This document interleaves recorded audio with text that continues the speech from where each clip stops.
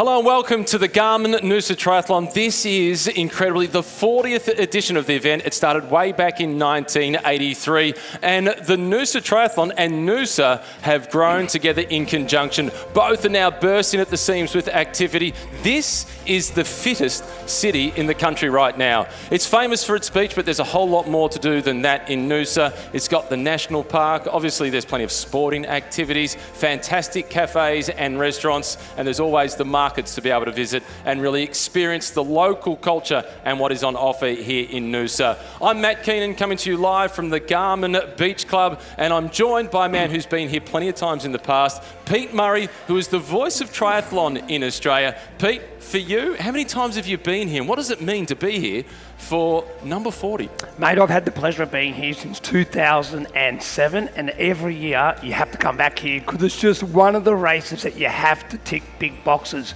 This race this weekend, 5 days, 11 events, 13,000 athletes. It doesn't get bigger and better than the Noosa Tri.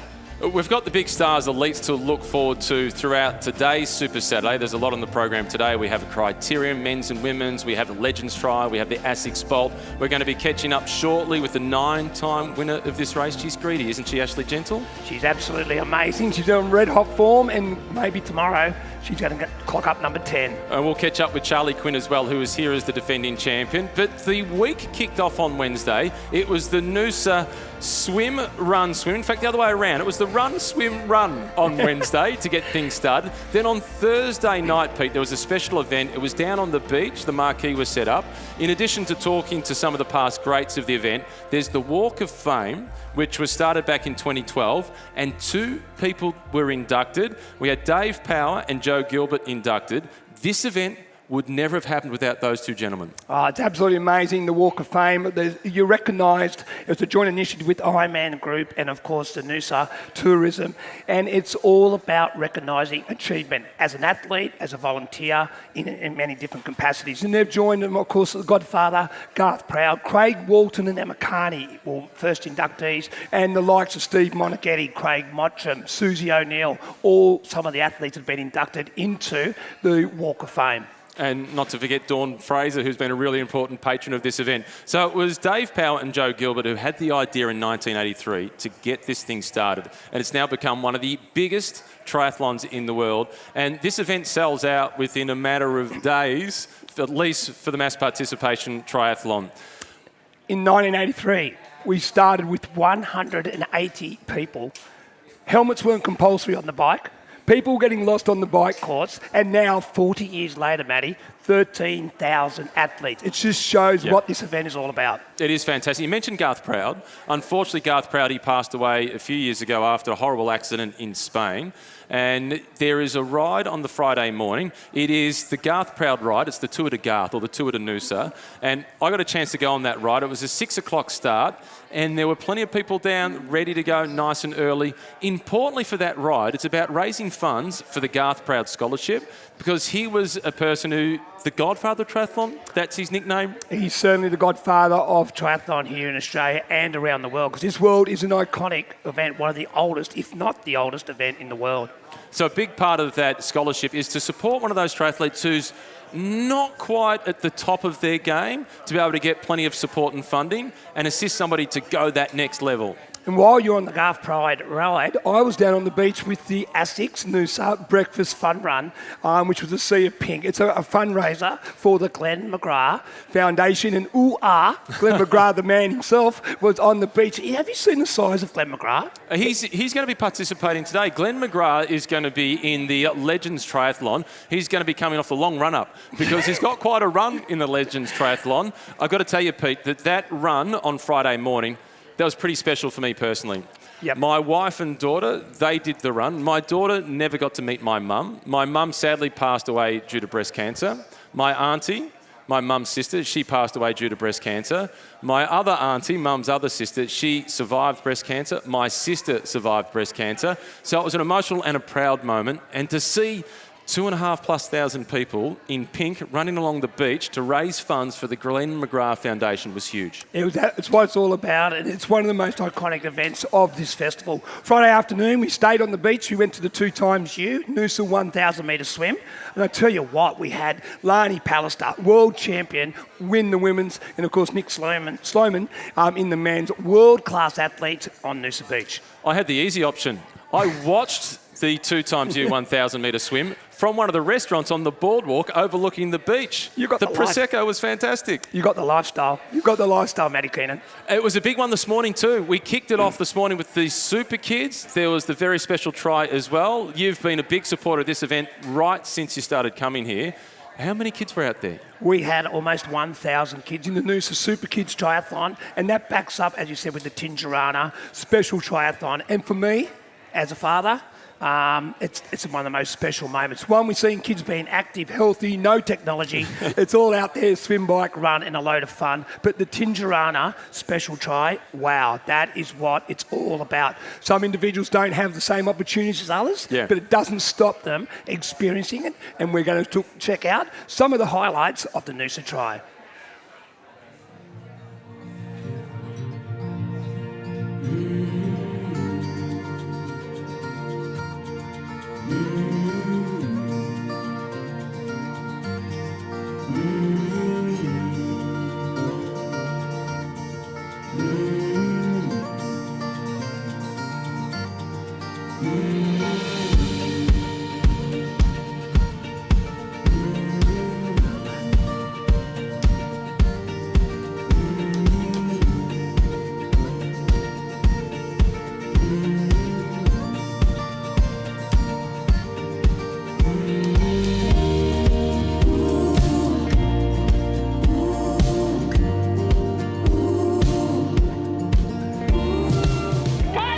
They get underway, the elbows are out, the sprint is on for the water. Belinda, it is an intense start to any triathlon.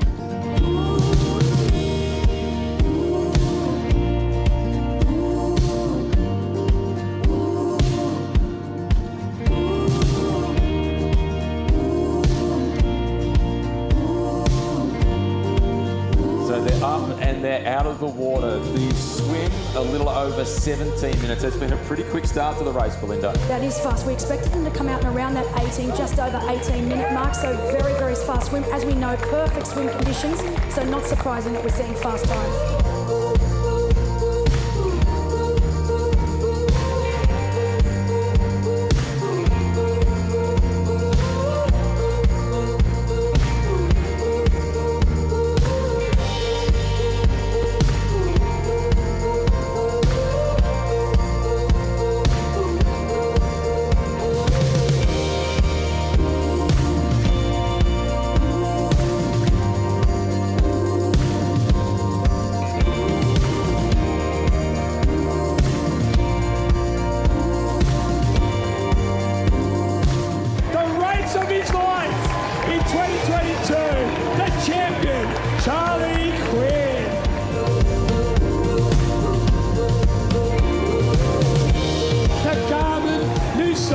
Triathlon champion for 9 times.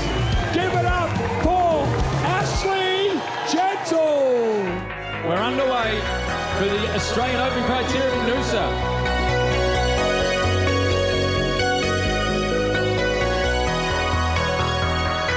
Jack, he's got intent here for that 13:41 course record. He's got 100 metres to go, but he's going to run the third fastest time ever in Noosa. Jack Rayner, 13:53. As Walsh latches on to the outside, Groves is fighting for his position. It's Carmen who goes early. The defending champion Walsh is trying to stick with them. Edmondson opens up first. Caden Groves with the challenge coming from behind. Wiggins is still with him. Wiggins versus Groves. Wiggins!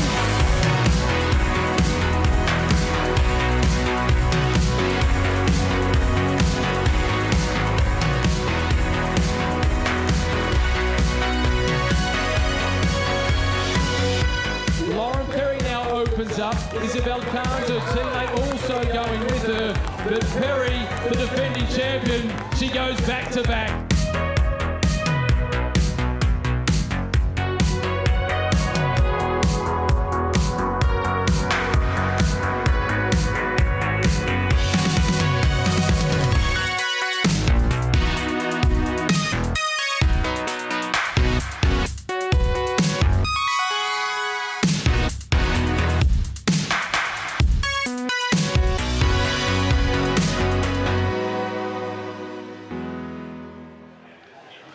A look back at some magnificent highlights from the 2022 edition of the Garmin Noosa Triathlon. A lot of that was from Super Saturday, which we're on now. The Criterium, the Asics Bolt, the Legends Tri. But this event, the pinnacle event, is the Elite Triathlon, which is on Sunday morning. We're now joined by last year's two winners, Charlie Quinn, course record last year, and Ashley Gentle. In all the years that I've been coming to this event, I think there's only been twice or maybe 3 times that you haven't won it.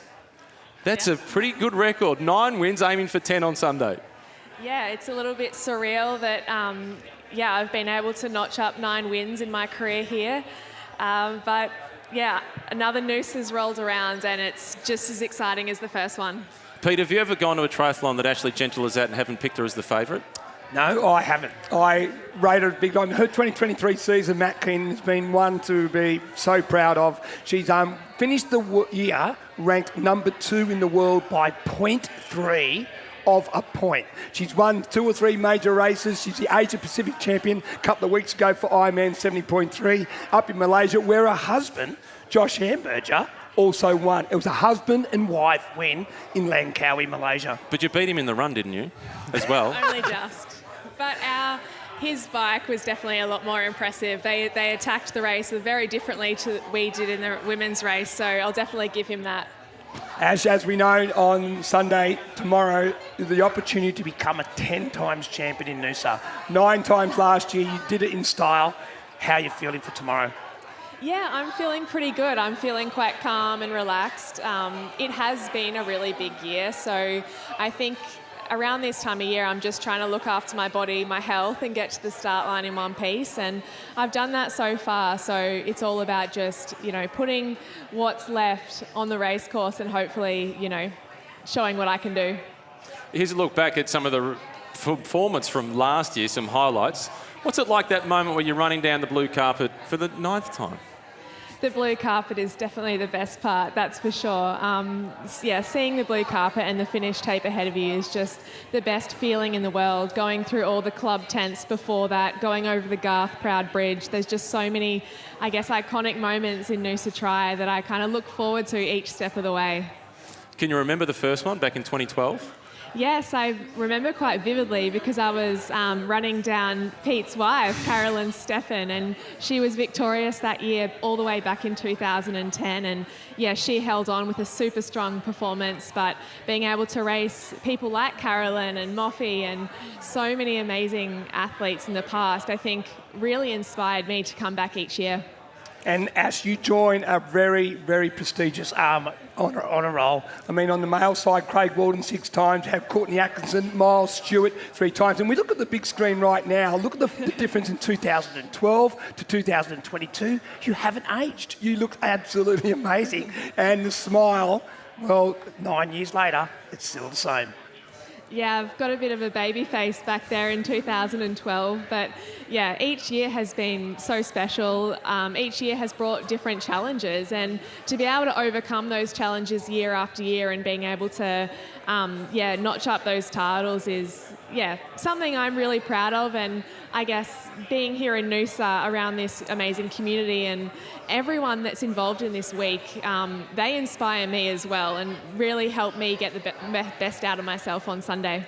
Do you put any thought or preparation into your victory celebration? Do you try and have a signature celebration or look for something? Let's go through them. Take us through your celebrations. Yeah, they all look the same, don't they? I'm not sure. I think each year in Noosa, I just don't know how I'm going to go. And my husband said to me only the other day, he said, is there any year you're going to go in with a bit more confidence? And I don't think I will. I think it's just fighting to the finish each time, respecting my competitors and knowing, I've had to put my mind and body through a lot each season to get the best out of myself. But Noosa seems to always bring a bit of magic, and it really lifts me, and always smiling at the blue carpet. It is an extraordinary look through that journey of your victories, the 9 victories. Charlie, you won it for the first time last year. When you look at those 9 wins from Ashley Gentle, put it into context how significant that is. Yeah, it's crazy. I know to finish 9 times is amazing, and to win 9 times is incredible. I can't imagine it, yeah. For you last year, it was a huge win. Is it the biggest win of your career? Yeah, definitely. It was a breakthrough win for me. It was really a performance I haven't achieved yet before that or since, to be honest. So it's a bit of Noosa magic maybe for me, you know, being I've always raced well here, and yeah, it was amazing. And it was a course record. The course record stood since last century. And that was before social media. It was before the Y2K bug. It was before the Sydney Olympics. That's enormous. Yeah, well, my coach, Craig Walton, held the record. Yeah, so that's kind of cool that I got to take over from him. Yeah, because he used to talk about it a lot, and I used to watch the video on YouTube and watch him racing, so it's kind of cool. Pete, there's nothing better than beating your coach's course record, because then you can put him back in his place. Up until then, he would have been able to say, do as I used to do. Yeah. No, Charlie, I mean, Craig Walden, 6 times champion here, we already mentioned, but Charlie, last year your mum and dad, Matt and Tracy, were on the sideline as well, and as Matt said, it was certainly the race of your life. To share that finish line with your family made it even more special. Yeah, no, it's always been a family thing, the Noosa Tri for us. Again, it is this year, and yeah, we always come here as a family, and that's what makes it kind of special for us as well, yeah. What are your expectations for tomorrow? Yeah, try not to set too much expectation on the result. I just want to really put together a good performance, and yeah, I think I'm a bit of an underdog, so it's good to be the defending champion that's an underdog. I think so, yeah. I think I'll relish that and kind of, you know, hopefully I can just race well, yeah. And I think it's the strongest field that we've had in a long time in the men's race, at least for the 40th edition, particularly led by the Kiwi, Hayden Wild. He's going to be tough to beat. Matt Hauser, Henry Schumann, the South African. It's a really strong field, Charlie. Yeah, I think it's the strongest field since I've been coming here. And those guys are the best in the world for a reason. You know, they're really good at the short course, and I'm you know, in awe of what they do in the short course. So I'm interested to see firsthand how they translate to the non-drafting format. Okay, I'm not going to ask you who's the favourite. I'm going to ask you who's your biggest rival tomorrow, Ash. Oh, it's hard to say. I'm not going to name one person. There's a lot of girls vying for the Paris 2024 Olympics. There was Charles McShane, Natalie Van Koeverden. You also have Amelia Watkinson. She got second last year, and 2 other podium athletes, Sophie Melawecki and Milana Gnu, that are here as well. And not to mention the Hedgeland sisters and many others. So it's actually really nice to be able to race against those short course girls again. Going to put you on the spot. One name. Who's the person to beat?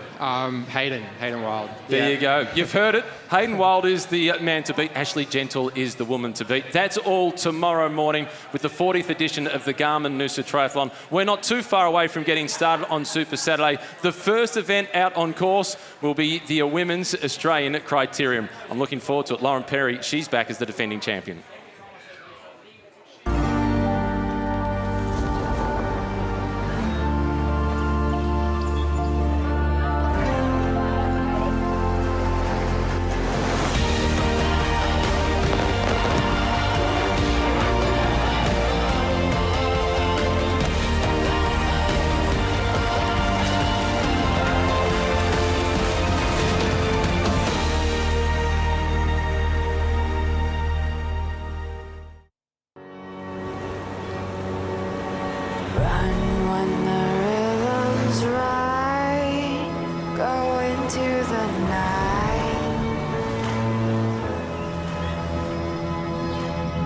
Floating as the river flows, easy as it goes to the ocean. So walk on by, I've got no reason to love you, but I do. Show me colors of the sky, but all I see is gray. You lost me when you lied. I don't ever wanna be a crown, just another prize. It breaks my heart. Lost in the midnight blue, feeling something so new.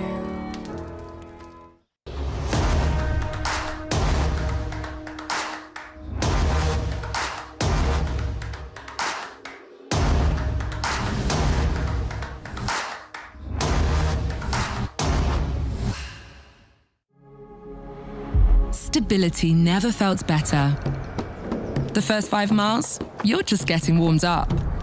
From downtown to uptown, you'll take the scenic route. Tired legs? Yours feel fresh. From first steps to final strides. Steep hills, super steep hills. Long runs, even longer runs. Whatever comes, you can run through it. With stability, cushioning, and more comfort than ever in every step. Because nothing feels better than the adaptive stability and premium comfort of the Gel Kayano 30 shoe.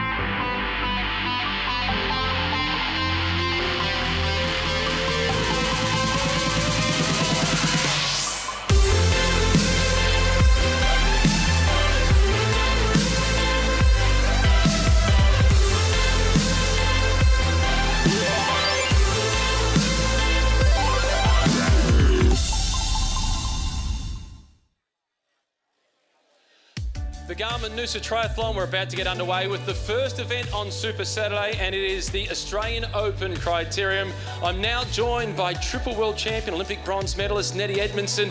Nettie, you're now here as an ambassador for Smiling for Smitty. Before we even touch on that, you've ridden this event once, and it sounds like that your heart was falling out of your mouth. Yes, it's a very tough circuit, Matt. The hot dog circuit is traditionally pretty hard work, so you slow down into that corner, you've got to punch out nice and quick.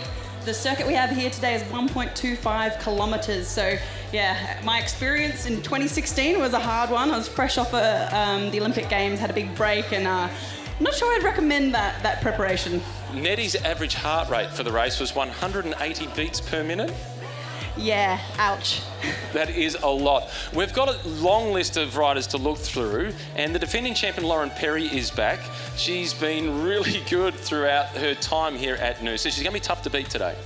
I think so. So she's a very fast sprinter. So this race can often come down to a sprint. It depends on the team tactics out there as well, because there's a lot of the ARA Skip Capital teammates out there. So if they want to gang up on the rest of the riders, then I hope they're prepared. They do have some good numbers. They've got Jessica Pratt is back as well. She was third last year. She was the second year before. She's only missing one spot on the podium, the one in the middle. That's it. She'll be super hungry out there. Perfect conditions as well. The sun is shining, nice and hot.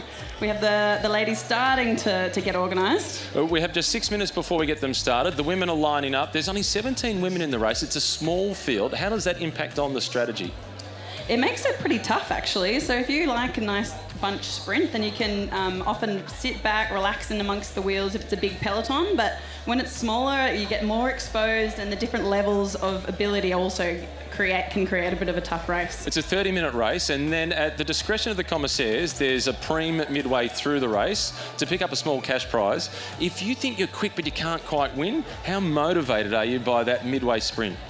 Absolutely, absolutely. And it also depends on your tactic. Do you want to attack early and try and stay away for the win, or are you wanting to sit back and relax? So yeah, just so many team tactics out there. It's going to be exciting.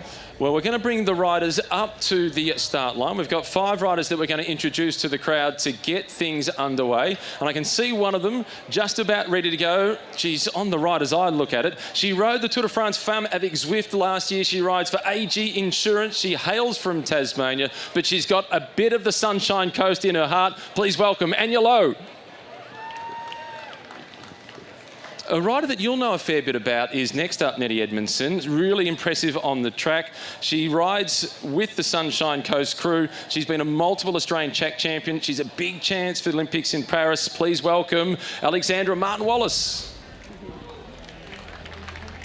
Yes, so Alex has moved down to Adelaide. She's originally from up here in Queensland, so she knows these roads, she knows the circuit, and she has a very fast finish. So, yes, I certainly wouldn't underestimate her out there. Next up, she was second 2 years ago. She was third last year. She's missing that one spot in the middle step on the podium. It is Jessica Pratt.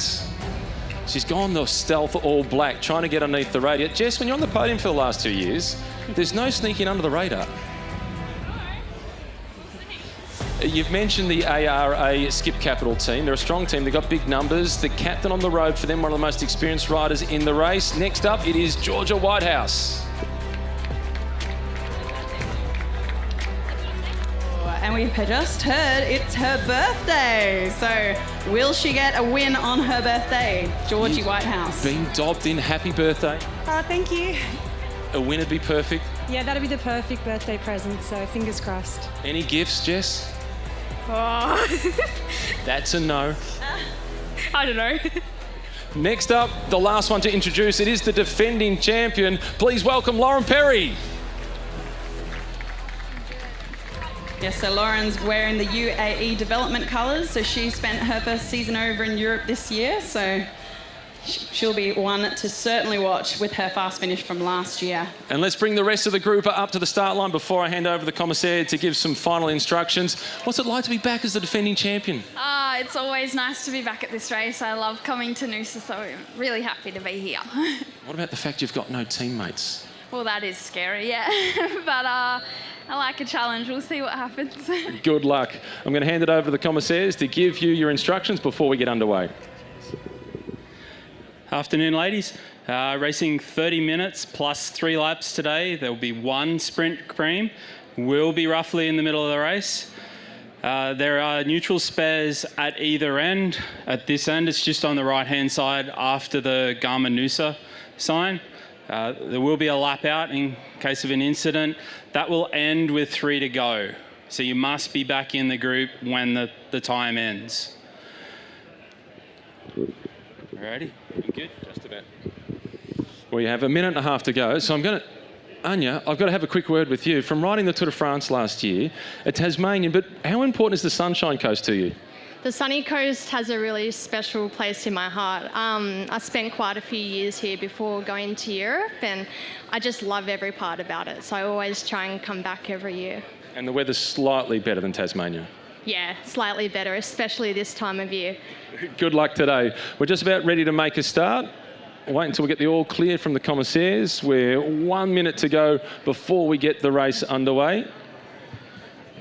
Nettie Edmondson, she thinks she's still in the race. You ready to get going, Nettie? I have no idea where I need to stand. It's quite scary. I try to get behind them so as I don't get run over by them. So smart. That's experience. Not just a pretty face, Matt. They haven't got that covered either. So they'll make their way out from the start line, which is also the finish line. Then they'll veer across to the right, and when they come back through, they'll be heading on the right-hand side of the road. You know this course well. It's only ridden it once, but it's tricky.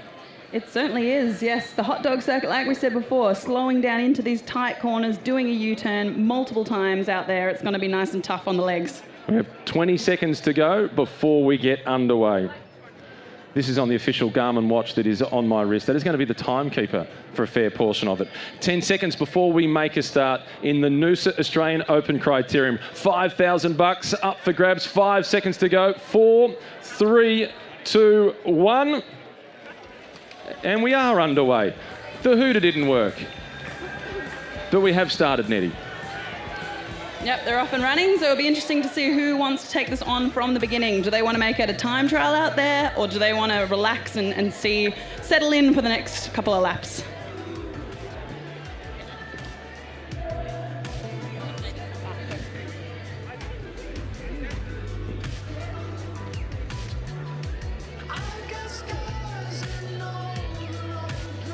First lap in a criterium, Nettie. Settling down process?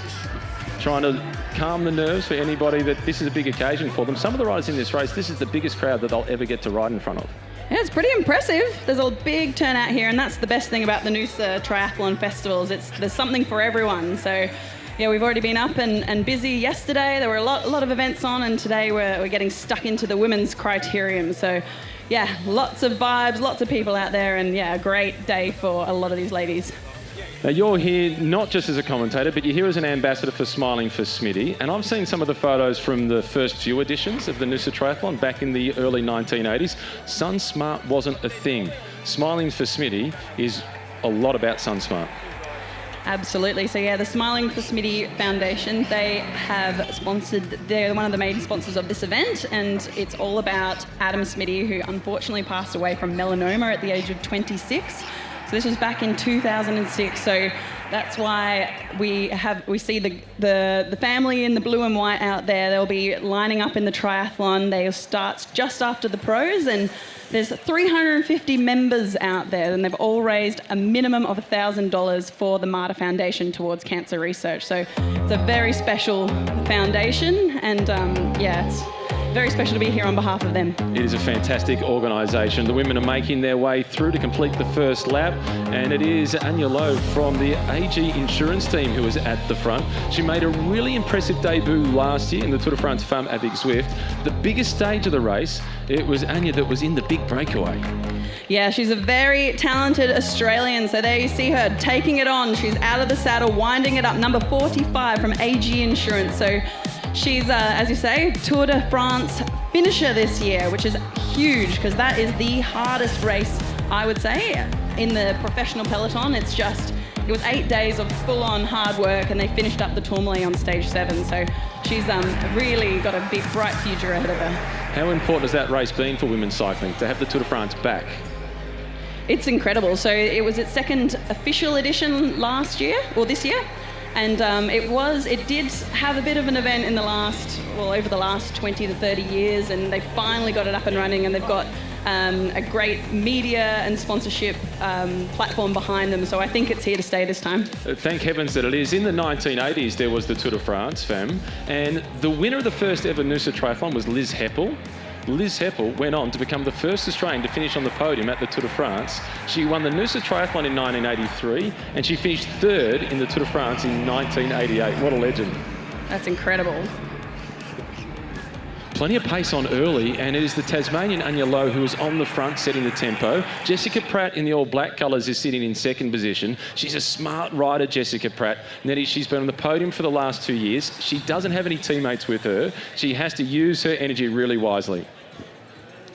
Yeah, you can see her staying towards the front, making sure she's on the right wheels. Anya Lowe is doing a lot of work out there, so she's got no teammates. So she has to decide, does she want to make this super hard with the potential of exposing herself for the attacks, or is she going to sit in there and wait for the opportune moment? The defending champion, Lauren Perry, she comes up to the front, riding for the UAE team in Europe. It's been a big season for her. It can be daunting the first season in Europe, particularly when you're in one of the big teams like UAE. Yeah, it certainly is. It's hard to pack up your bags when you're so young and head over to the other side of the world without your friends, without your family, and the momentum in women's cycling is incredible at the moment, and there is a nice minimum wage if you're in the top tier, but if you're in that development phase below, there is no minimum wage. So it's a big, tough ask for these ladies to get over to the other side of the world with a small salary, but the ones that show they've got the grit, the determination, and can push through, they're the ones that make it. Well, grit and determination at the front. Anya Lowe, again, is the rider who is the aggressor. She has forced a small split. There's 5 riders who are off the front. It's only a tiny little gap. It doesn't look like Anya Lowe is able to find any friends to work with her. They fear her strength. Yeah, you see Alex Martin-Wallace taking the first wheel around that tight corner. So she was fast to react to Anya's last attack, but she didn't want to take over, as you said. So I think there's quite a few sprinters out there. Gina Ricciardo also up towards the front for the Bridge Lane team. That's been another team that's made a big step forward in Australian cycling. It's a team that's been around for a long time on the men's front, has produced riders such as the quality of Richie Port was with that team, so too Jack Haig. We've seen some of the real stars of the sport come up through that team. It's just been in the last 12 months or so that they've had a women's team. Gina Ricciardo's been the captain of that team on the road. They won a junior world title this year, and that rider Felicity has gone on to join the Trek Lidl team for next year. Yeah, it's fantastic to see Bridge Lane getting behind the women as well. So they did a massive effort last year to get that team up and running and sent all these riders over to Europe for a couple of months. So that exposure for Felicity gave her that opportunity to sign for 3 years with Trek. So we're very grateful to have sponsors out there that do want to support women's cycling. ARA Skip Capital with the big numbers. They're at the front controlling the tempo. That's Rachel Wales who is leading them through the bottom corner. Lauren Perry just sneaking through. She handles the bike brilliantly, Lauren Perry. She certainly does, as we see Gina Ricciardo going off the front again, up the inside. Looks over her shoulder to see if anyone's coming with her. You saw a lot of Gina Ricciardo at the Tour Down Under earlier on this year. You're one of the race directors for the Tour Down Under, and she is a dream for a race director because she always creates breakaways. She certainly does. She is known for the attack and the long breakaway, so she's a bit of a force to be reckoned with. And she's a little bit older, which adds a bit of mentorship within her team, because the Bridge Lane ladies are usually, they've got a quite of a young average age, so yeah, it's nice to see Gina in there taking the lead and showing them how it's done.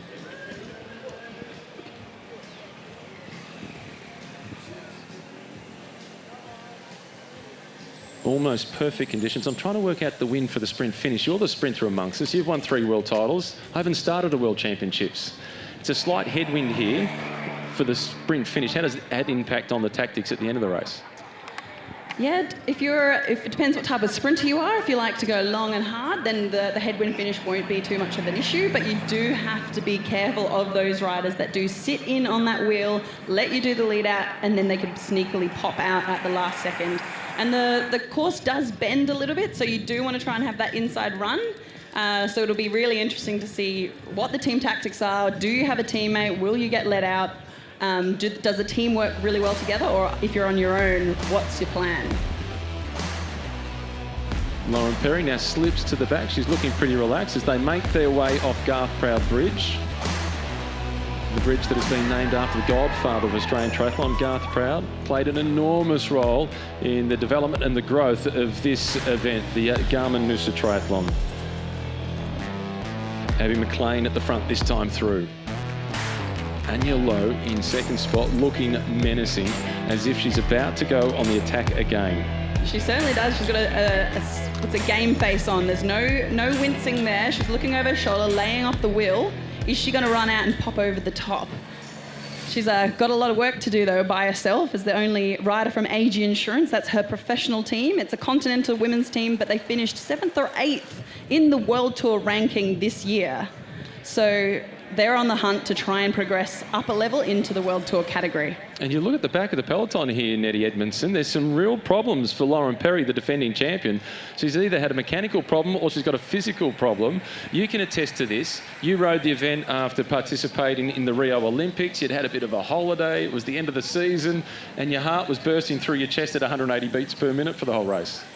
Yeah, absolutely. It depends what phase these riders are in. Are they on the build on the way up? Have they started their preparation for the Nationals, or are they coming off a season from Europe and yeah, starting the build?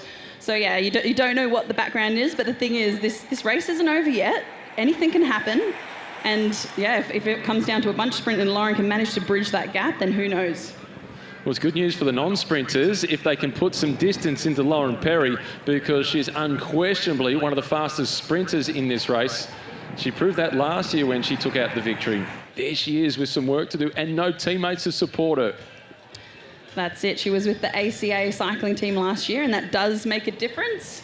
But she has got a bit of an exciting story to tell for next year. She's coming up with some new plans, so I'm not sure if the news is meant to be broken yet, so you might have to ask her yourself, Matt. Watch this space. Another move up the inside. This looks like Abby McLean once again who is going on the attack. No, it's not. That time through, it's Quinn Finley who is making a move. And she's opened up a handy gap, going into the corner, gets through the corner safely, not intimidated by the little skip, and she's opened up a gap. Yeah, she did well to handle that corner. So it's a fine line. How fast do you want to rail it around that corner? She was off the front, so she's taking a risk, but she managed to hold that up. The front wheel did skip a little bit, but yeah, kudos to her for holding that one up. Alicia Wells is the rider who's doing the chasing. She's from the team based out of the Sunshine Coast. That is ARA Skip Capital. And that's a team whose dream is, Nettie, not to have riders stay on the team, to have riders go to bigger teams and go to Europe. And Anya Lowe, who we've spoken about quite a bit already today, she was with that team for a few years before stepping up to the AG Insurance squad in Belgium. That's it. It's a hard one for sponsors because you want to keep that talent. But the thing is, if you're starting up a development team, that's the whole idea. You want these riders to progress, to be picked up by these World Tour teams and sent over to Europe. So, yeah, they're doing ARA, ACA and Bridgelane, and we've got a number of other teams out there in Australia that are just doing a great job with our development and giving those riders that opportunity they need to get the leg up and get to Europe and be seen, because that's where it's all about. Europe is the destination for cycling if you're a road athlete.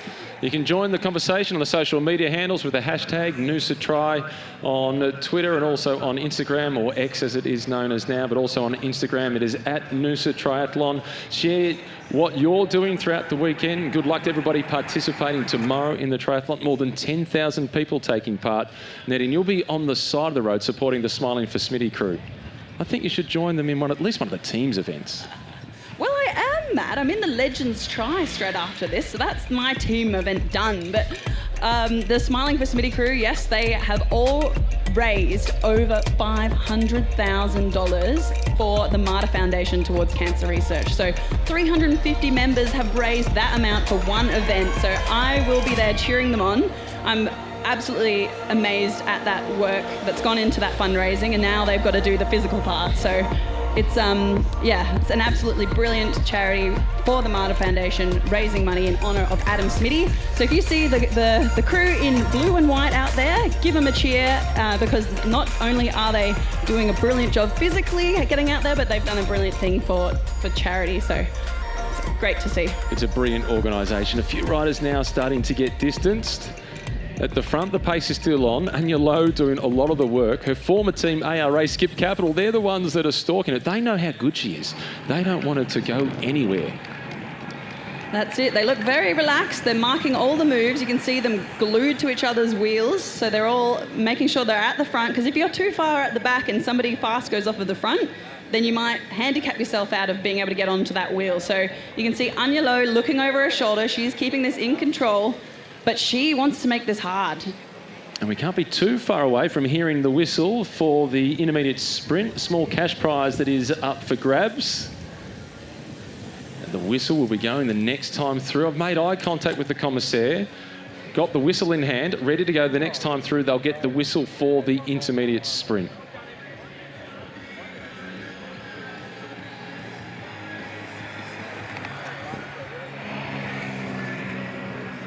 So it's a bit of a stop-start type of race out there. So people are trying to attack.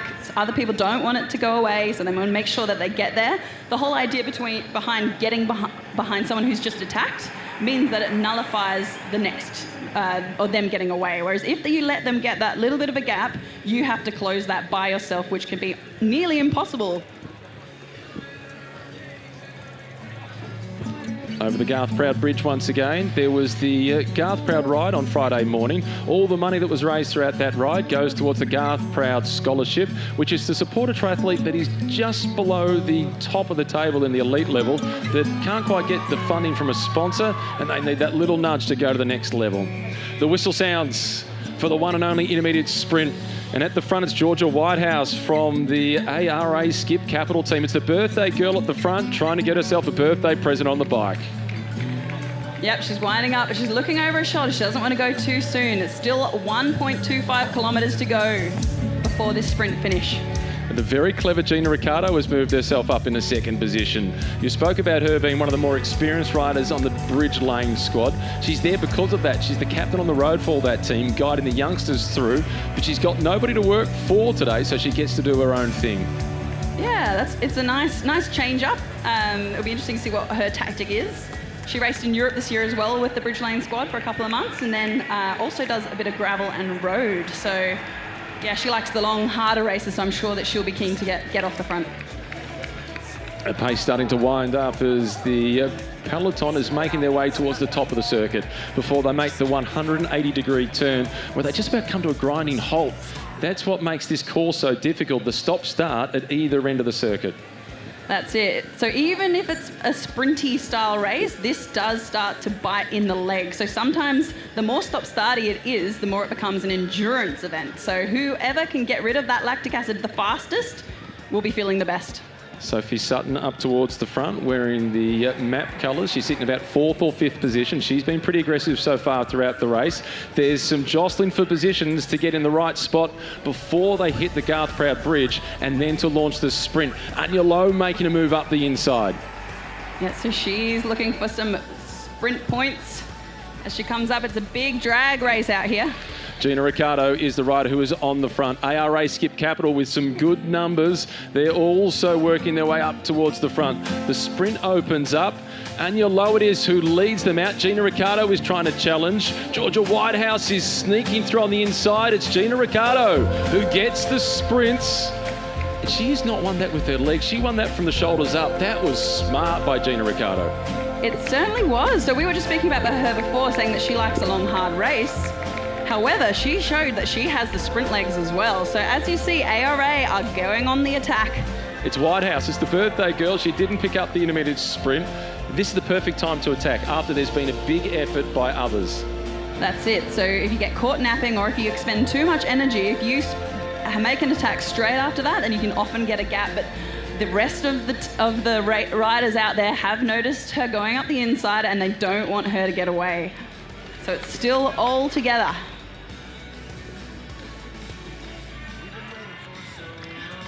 I'm not sure. If I was in the ACA cycling team, when you've got all the numbers and you've just been beaten in the preem sprint by Bridge Lane's Gina Ricciardo, I think that I would be having a bit of a chat to my teammates because there's $5,000 up for grabs, and if they don't work together, they might be beaten. They could well be. Gina Ricciardo, she's clever enough to win the intermediate sprint, means she's good enough to win the race outright. Once again, this is Sophie Sutton who is going on the attack at the front.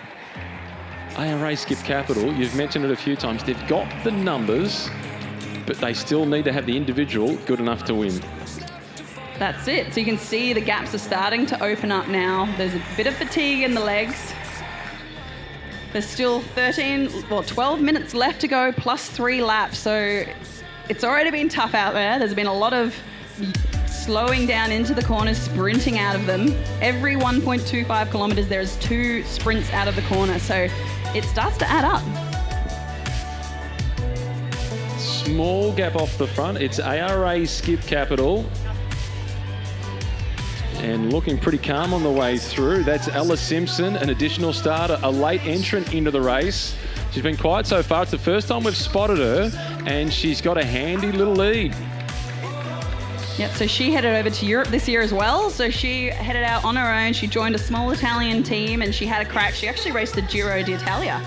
So I always find it so impressive when our youngsters take it on and just go and join a foreign team and have a crack. It's so impressive because it's so tough. Sophie Sutton is the rider who is leading the chase. The good news for Ella Simpson out in front, with so many teammates back in the peloton, she knows that there's at least a third of the riders back in the main group who won't chase her. Yeah, this is not looking good if you're on your own. So ACA, if you're a teammate of Ella Simpson right now, you will be sitting back, relaxing, making sure you cover any move that goes off the front. So as we see an attack coming out of the peloton now, you just have to jump straight on that wheel and just sit there. It can get very frustrating, but you just can't let a teammate of a team that's got that many numbers out there get away. Now the challenge comes for Jessica Pratt, who's been on the podium here for the last few years, Anya Lowe, and also Gina Ricciardo. They're not teammates, but they have to work as if they are for now at least to nullify this strong attack by Ella Simpson. Absolutely, absolutely. So they want to win this race, but if they don't work together, there's no chance of them winning this race. So, well, who knows? It's still a few laps to go, but Ella Simpson, she's got a handy lead already. So it'll be interesting to see what the teams want to do. Last year's winner, things haven't gone according to plan. Lauren Perry has abandoned the race as Ella Simpson comes through. We might see if we can grab a couple of words with Lauren before she escapes. Ella Simpson off the front on her own. This is a strong performance, and the gap is close to 10 seconds. Anya Lowe is doing the chasing. Yep, so we have the individuals have started to move up to the front. They see the danger.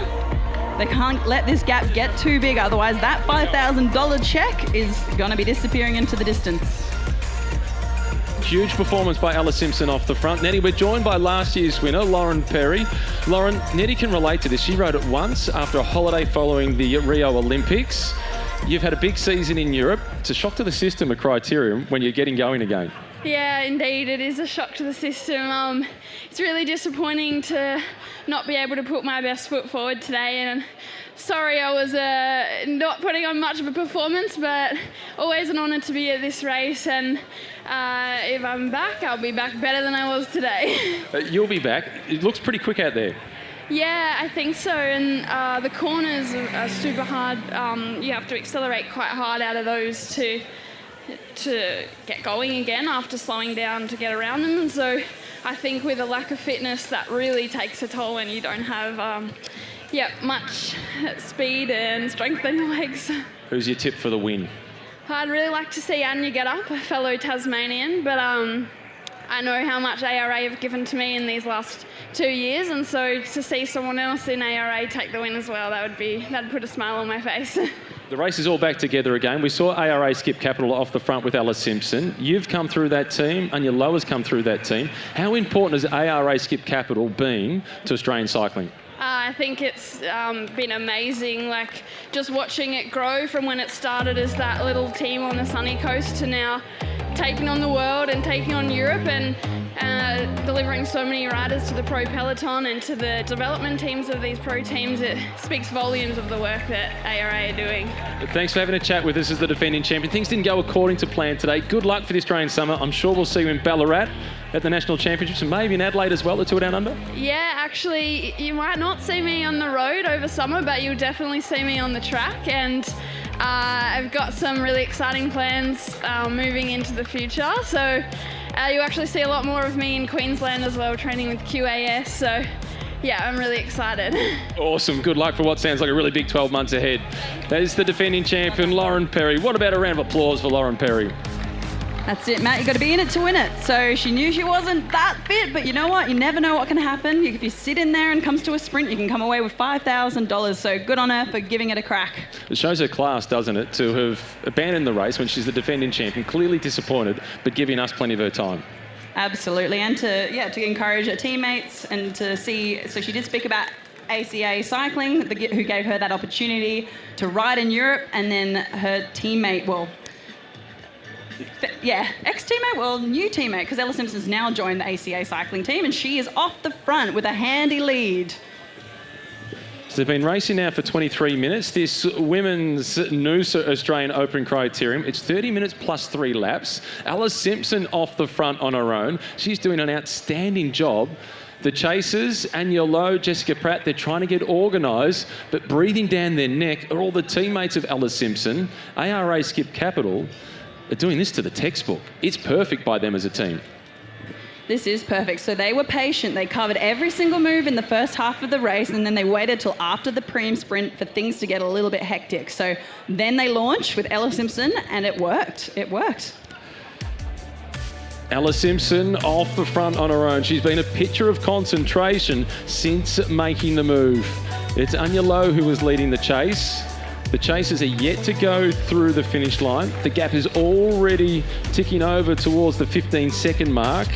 And the advantage now for Ella Simpson is 17 seconds to the peloton being led by Anya Lowe. It's a pretty decent gap, but Anya Lowe is just doing the time trial on the front. So she was the under-23 time trial and road race champion last year.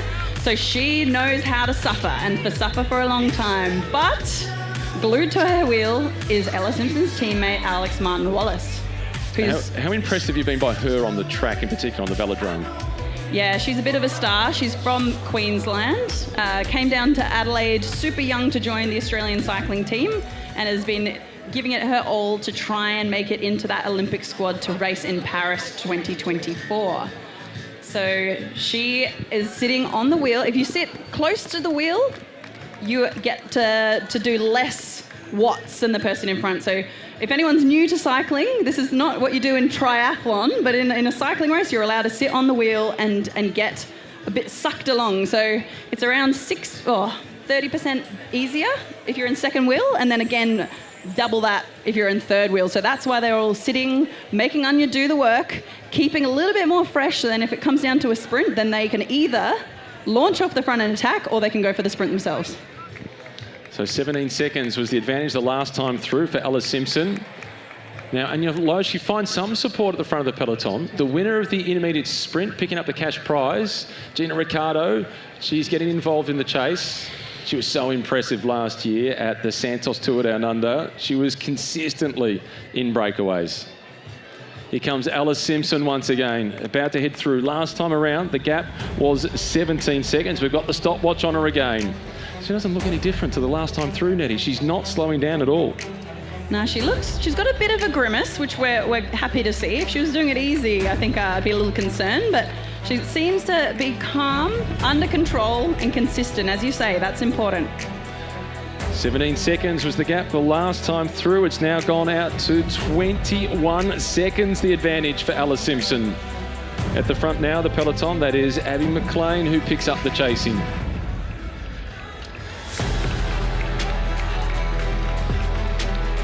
Georgia Whitehouse sitting in second spot, again a teammate of Ella Simpson. It often looks like an individual sport, cycling, but it is such a team sport. It certainly is. So she's the birthday girl today. She was also individual pursuit and team pursuit champion for Australia in 2020. So she's a powerful athlete too. She's got a bit of a finish. So it'd be interesting to see what she does and how she plays her teammate role out there.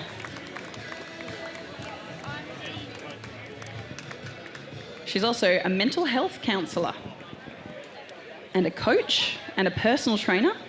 This is what I love about the women's side of things. It's like, even though I think because the support is limited and it's a little bit more unpredictable than the men's side of things, a lot of the female athletes make sure that they have a second career underway, lined up, and that's also one of the things that ACO Cycling do, is they partner these athletes up with the Sunshine Coast University. I think that's right. Is that Matt? It is part of it. The sponsors are here as well for ARA Skip Capital. It's a brilliant squad. Started as ACA on the Sunshine Coast with the support of the university.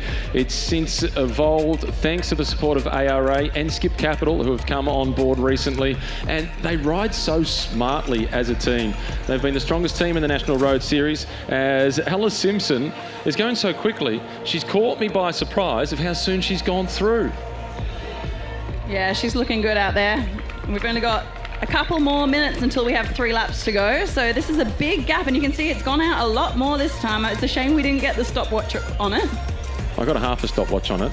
I've got it on the exit of the roundabout as opposed to on the start line where I've normally had it. It's Anya Lowe who is still on the front.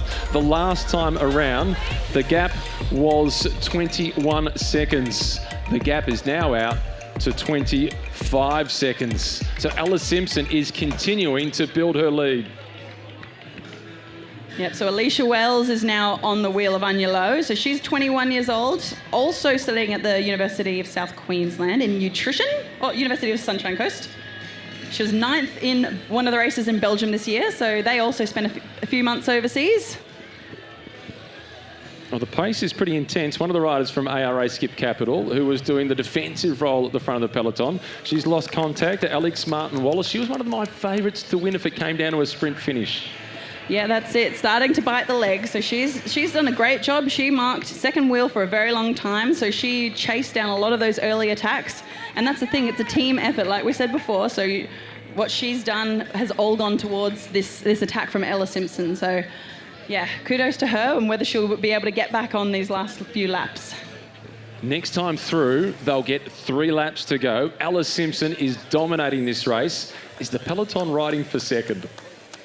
I think so. I think the way that gap opened up in that final lap, this is crunch time. If they're going to want to close it, they're going to have to do it all now. But how much work do you do on the front if there's only a short space to go? Do you try and get away solo? That's the ideal situation. Then you can do a time trial by yourself to bring it back. But if you have someone on the wheel, that's not good at all. Ella Simpson comes through to get 3 laps to go.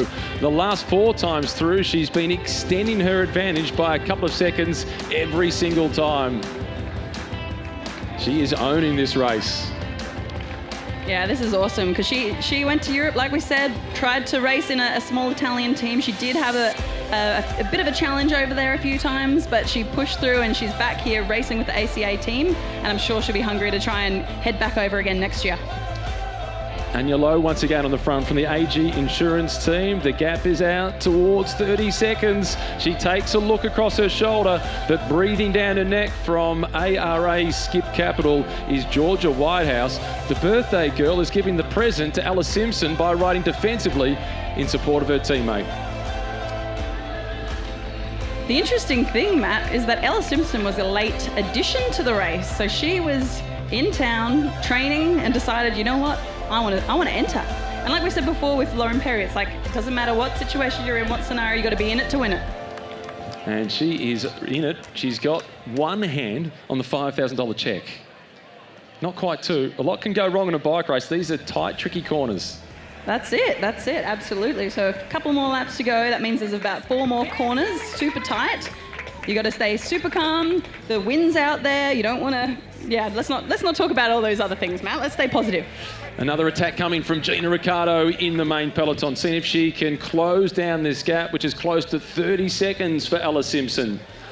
Ella Simpson has been off the front now for close to 15 minutes on her own. Yeah, as we saw, Gina Ricciardo going to the front. So these other riders are taking turns, sharing the workload, whereas Ella is stuck out there by herself in the wind. Gas on, gas off within the peloton. ARA Skip Capital with huge numbers intimidating any chase. 2 to go for Ella Simpson. This has been a brave ride.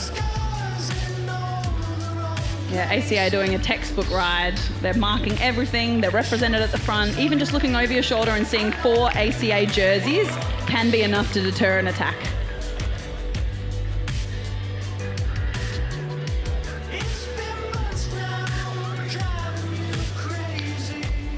Peloton responding, and there's a move coming as they go over the top of the Garth Proud Bridge. The peloton will come down to get 2 laps to go. Ella Simpson is making her way up the back straight. She's that far in front, I forgot to put the stopwatch on to see what the gap is. As Anya Lowe leads the peloton through yet again. So she headed into that corner with a bit of speed, so she's trying to get that gap before she punches out of that corner. There's only a few more opportunities for her to get away. The reaction coming again from ARA Skip Capital, Rachel Wales. She's impressive. Yeah, she had a calm look on her face. It looked like Anya had a bit of a gap, but Rachel Wales, 25-year-old, also studying Masters of Public Health, straight onto that wheel. I think she started in triathlon as well. Often it's going the other way around. It is cyclists or runners or swimmers that become triathletes.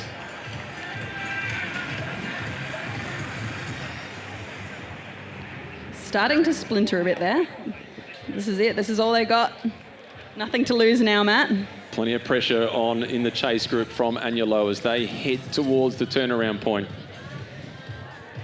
And Ella Simpson is almost back to hear the bell. She hits the Garth Proud Bridge. Her gap is comfortably more than 30 seconds, and her body language has not changed the whole way through.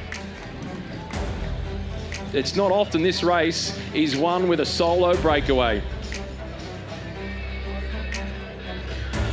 Ella Simpson now about to hear the bell. She's been off the front of this race for just about half of the events. 1 lap remaining. The hometown team, ARA Skip Capital, dominating with the late entrant, Ella Simpson. Yeah, so now I think we're going to have to start seeing the peloton start to race for second. I think that gap might be just too big to close, Matt.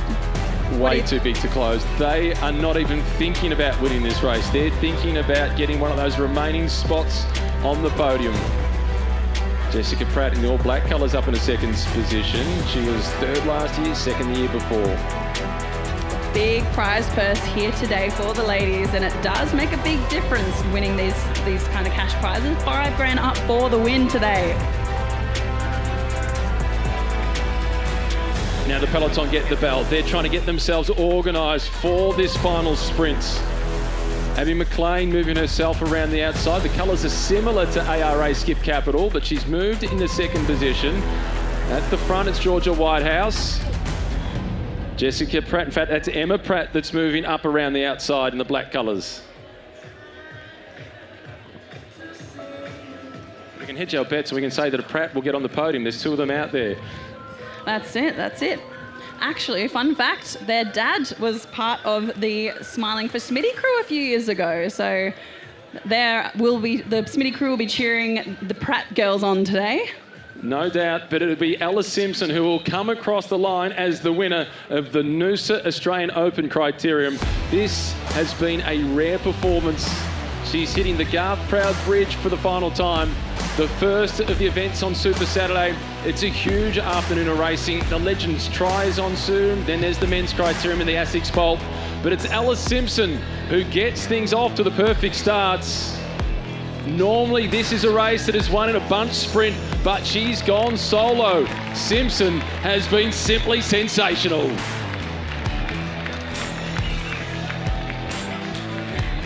Is she even sweating? She made that look easy. She doesn't know what to do. She just looks like she's in shock. Just taking out that victory as we see the bunch sprint coming in for second. And it is Anya Lowe once again who's trying to move up the outside as Alice Simpson celebrates. It is ARA Skip Capital looking to set up the sprint for Georgia Whitehouse, the birthday girl, the elder statesman of the team, the captain on the road. It's Jessica Pratt who's also getting involved. It's Whitehouse leading them through for second. It's then Sutton in third getting onto the podium. Yeah, birthday girl Georgie Whitehouse making it 1-2 for ACA Cycling.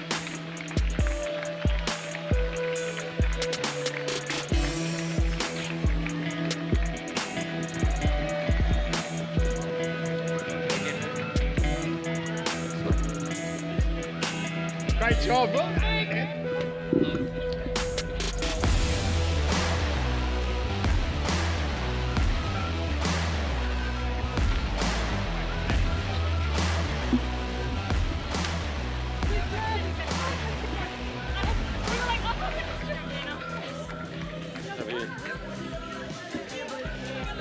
You were second today, but what a team performance it was, George, on your birthday. We were all first from ARA, so that's the best birthday present I could have asked for. The team performance is huge, and to have Ella out there going solo, getting the win, enormous. Yeah, that was great timing. I was glad she went, and she's strong enough to hold it, and it meant that I could sit in and prepare for the sprint, so it was the perfect team race. What was the conversation like back in the peloton for the rest of the team? We're all pretty happy, working well together, and it's just such a good vibe here. It's one of the best races of the year, so we love coming here and representing Sunny Coast. So, yeah, good vibes in the peloton, good vibes in the team. Well, she hasn't enough of riding on her own. She's still going around by herself. She's tried to do another lap. Ella, haven't you had enough of riding by yourself today? Oh, my legs were very sore. I needed to spin. Yeah, that was tough.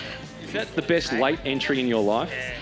Yeah, it was. I quickly entered last night, so I'm lucky I got a spot, and yeah, it was a bit of a shock to the system.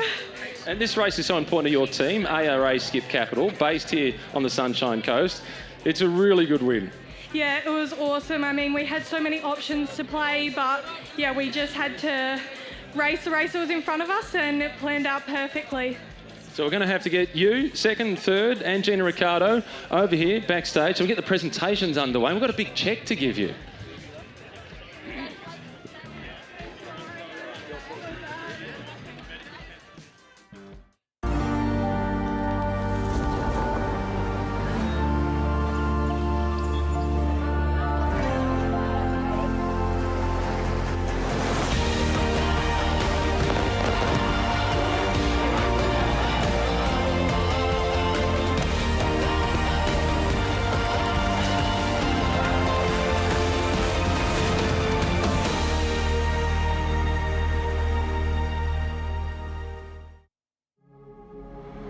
Stability never felt better. The first 5 miles, you're just getting warmed up. From downtown to uptown, you'll take the scenic route. Tired legs? You'll feel fresh. From first steps to final strides. Steep hills, super steep hills, long runs, even longer runs. Whatever comes, you can run through it with stability, cushioning, and more comfort than ever in every step. Because nothing feels better than the adaptive stability and premium comfort of the Gel Kayano 30 shoe.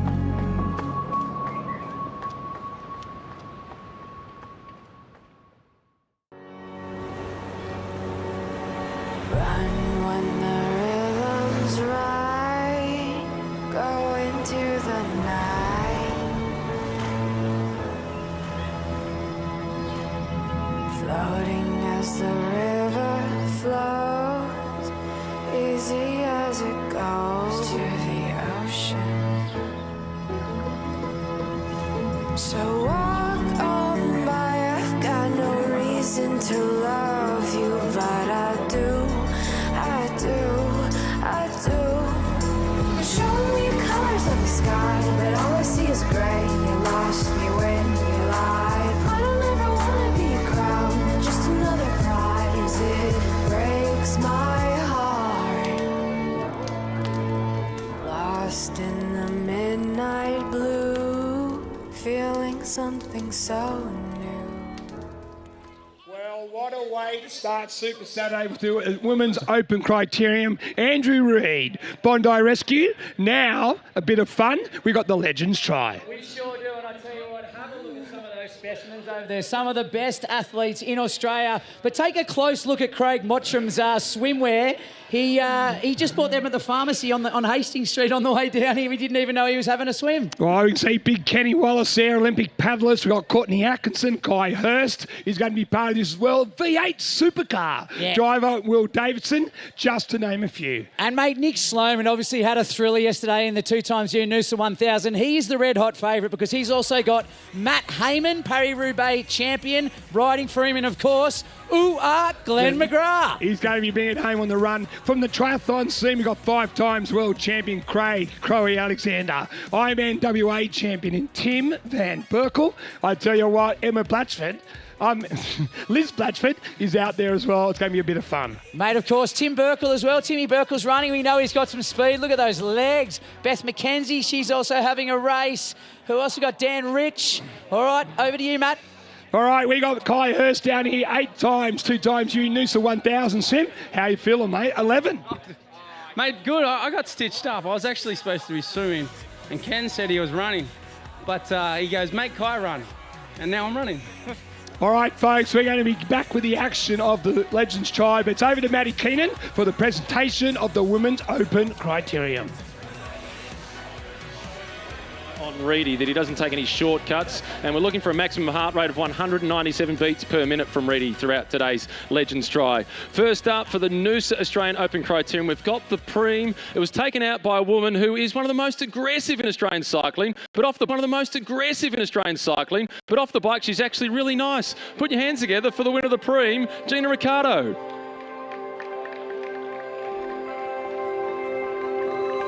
Classic performance by Gina today. She's always on the move, and good to see her getting that cash prize today, riding for the Bridge Lane team. First, though, onto the podium in the Live Racing colours in the blue. In third position, it's Sophie Sutton.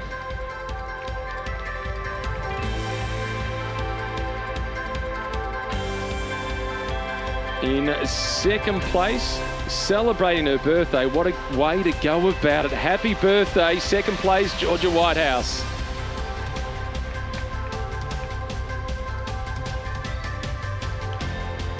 And it's never too late to enter, even if it is the night before the big race. Taking home the cash prize of $5,000, no doubt to share with her teammates at ARA Skip Capital. The solo winner, a rare performance, Ella Simpson.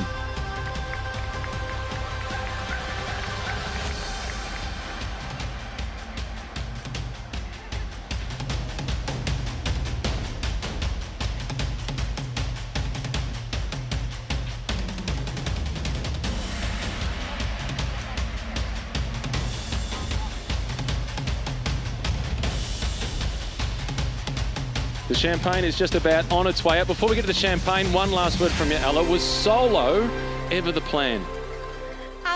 No, but sometimes you just have to take the opportunity and, race the race that's put in front of you. It was brilliant. Enjoy the champagne, enjoy the prize, and celebrate her birthday. Surely there's a cake coming for Georgia. And there might be a cake coming for Reed if he gets through the finish line without cheating, Pete Murray.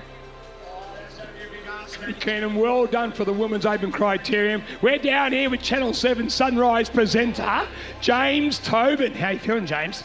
Nervous. I've never seen so many veins popping out of skin as I have as I start this Noosa Legends Try. What's the forecast? Good. Pain. Ready?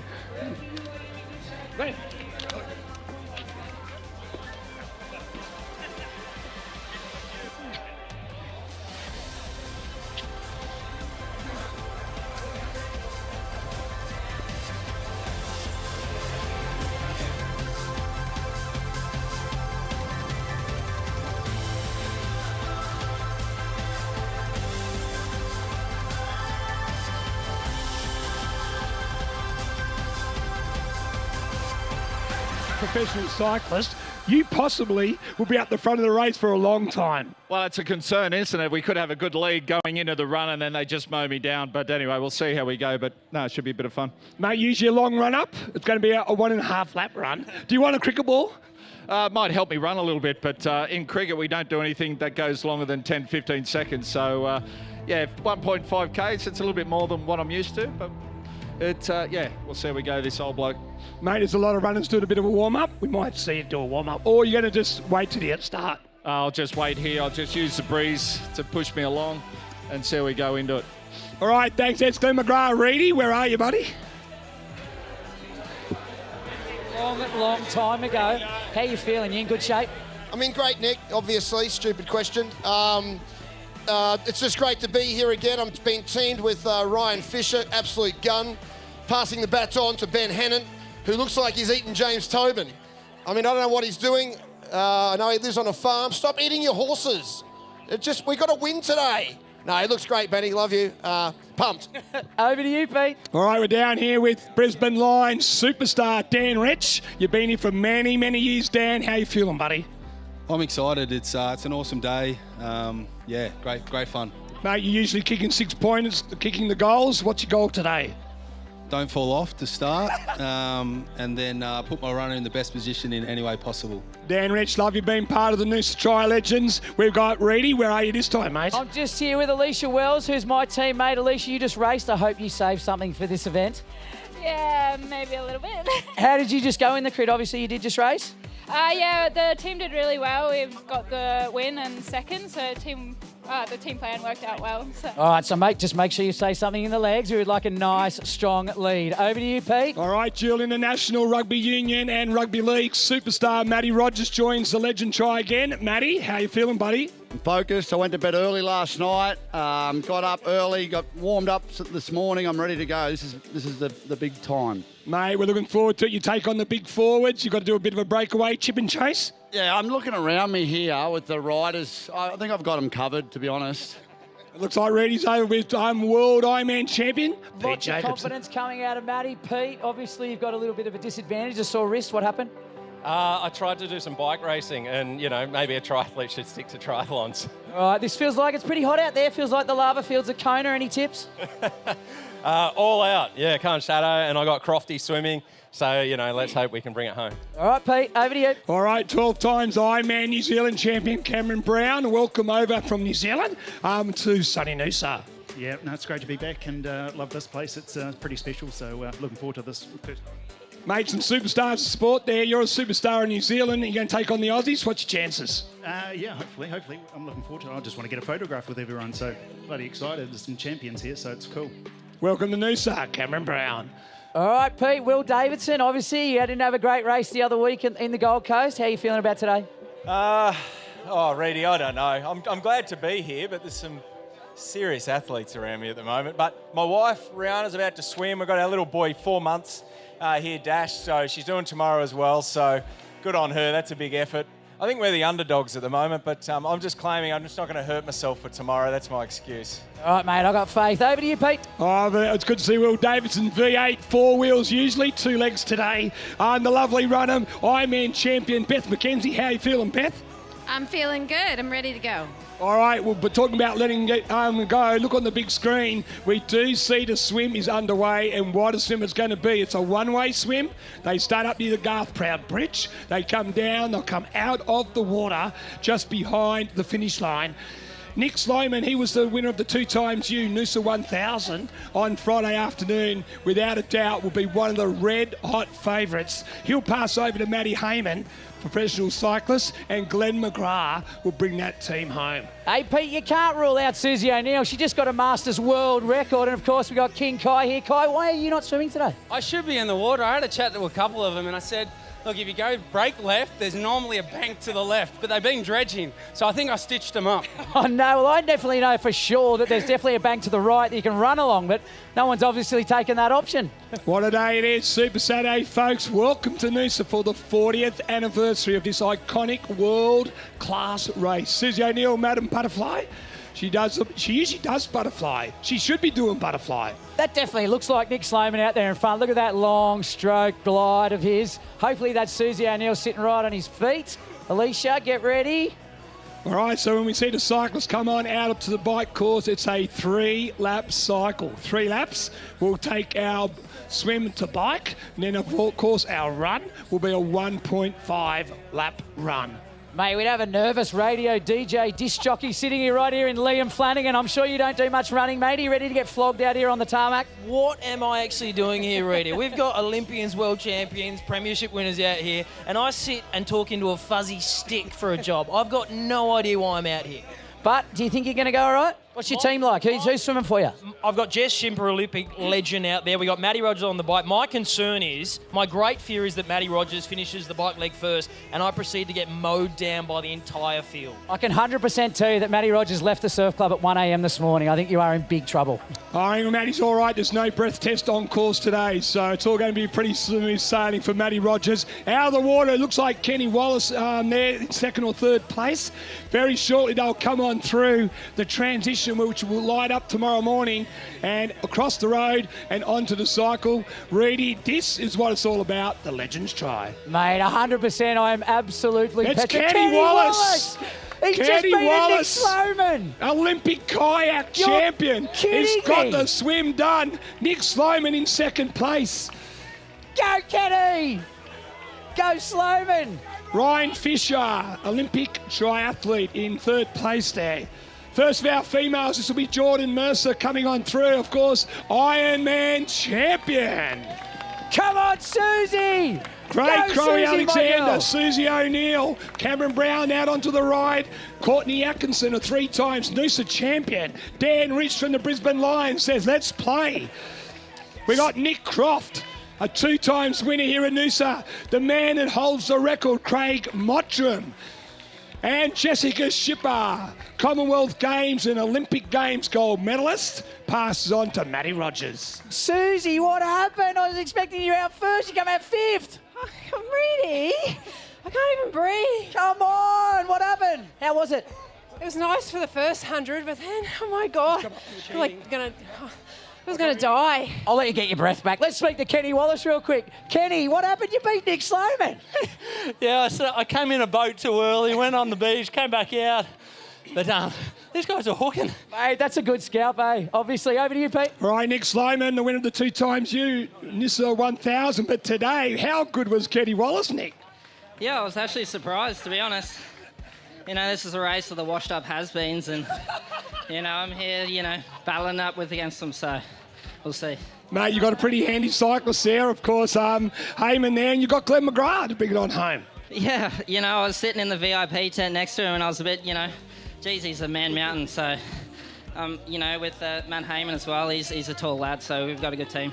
All right, ready, you got Craig Mottram. Mate, I do have Craig Mottram, and he's there's cozzies that he bought from the pharmacy on the way down. How was that, mate? You haven't swum in a while? It's been a long time. 1998, I reckon, was the last time I did a proper swim. I thought I was going right for the first half, and then I think the bathers slowed me down a bit, Reedy. But no, it was great fun, good fun. Are you sure you're not rattled by seeing Spot Anderson in the crowd over there after he dunked you at the first can in your first ever triathlon? 2004, out the back of the island there, he did. He tackled me because I recce'd the course and actually knew what was going on. Spot had no idea. There you go, folks. Craig Mottram, what a swim. Well done. It's good to have him out in the water again. Oh, what a race it is. Cameron Brown from New Zealand. Benny Hannett is just sucking along on that wheel. It's what it's all about. Glenn McGrath said he's never been so nervous at all. He's used to bowling against the Wind Indies and the Poms. But I tell you what, Glenn McGrath, you're in your hometown. You're going to be the hometown hero. Yeah, you never know your luck, do you? But no, the boys done well. Nick had a great swim. Matty's going well on the bike, but I don't want to be leading out first. All right, we're going to go to Rihanna Crennan, the super mum. Tell me something. You won SAS Australia. How was that compared to that, having to race those people? Firstly, you've got to let me know if you've got any boogers coming out. That's the hardest thing I've ever done. I mean, a little unfair. TV presenter, mum of a 4-month-old, swimming up against Susie O'Neill and Jess Shipper. So, yep, put that one on the resume. You are one of the bravest people I know. Well done. Congratulations. Oh, what it's all about. Look at the action on the top. That's Cameron Brown at the top turnaround. Benny Hannett, our former NRL player, boxer, and of course DJ on the radio.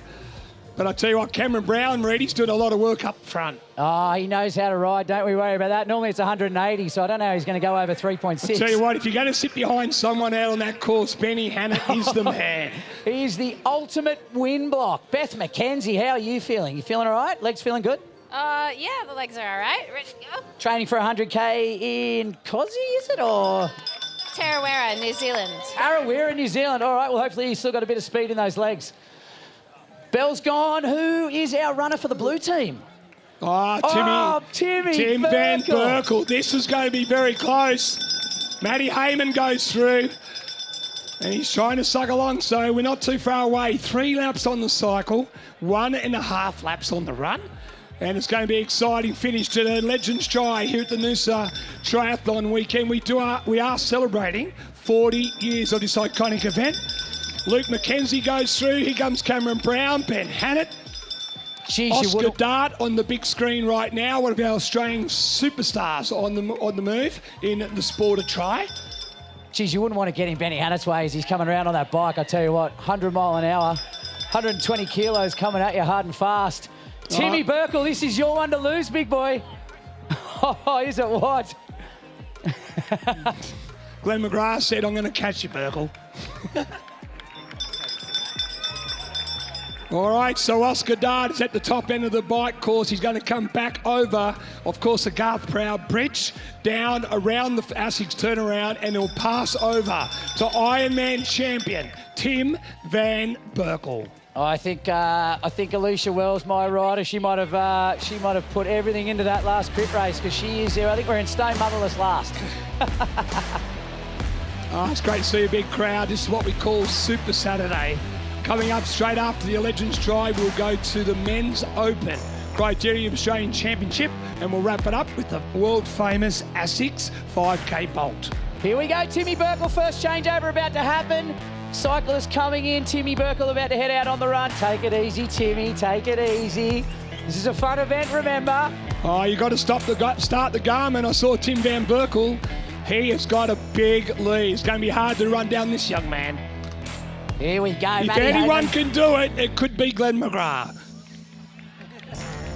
Luke Willen's a big chance too. Look at Luke Willen, he can run, don't you worry about that. ITU athlete. Go Glenn! Go Glenn!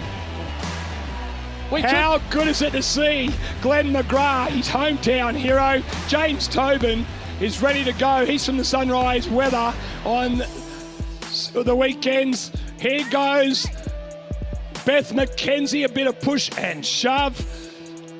Dan Rich comes on in. Cameron Brown will tag Liz Blatchford. She's 3 times champion at the Asia Pacific Championship in Cairns.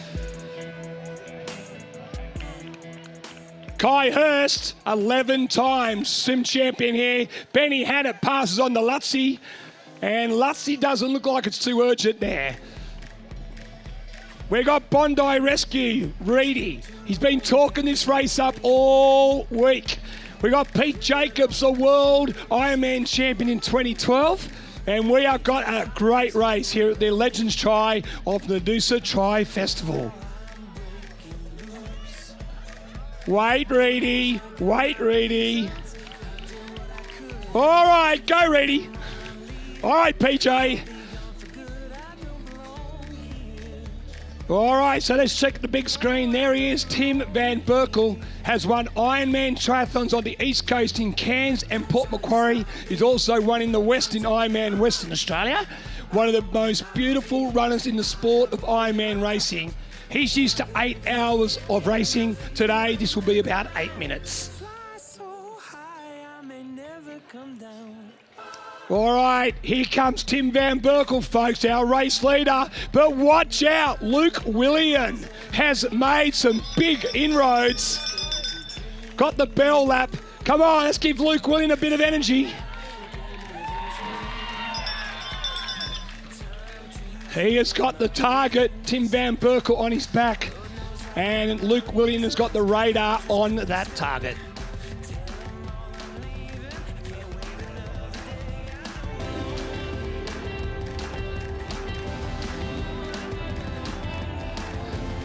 Glenn McGrath.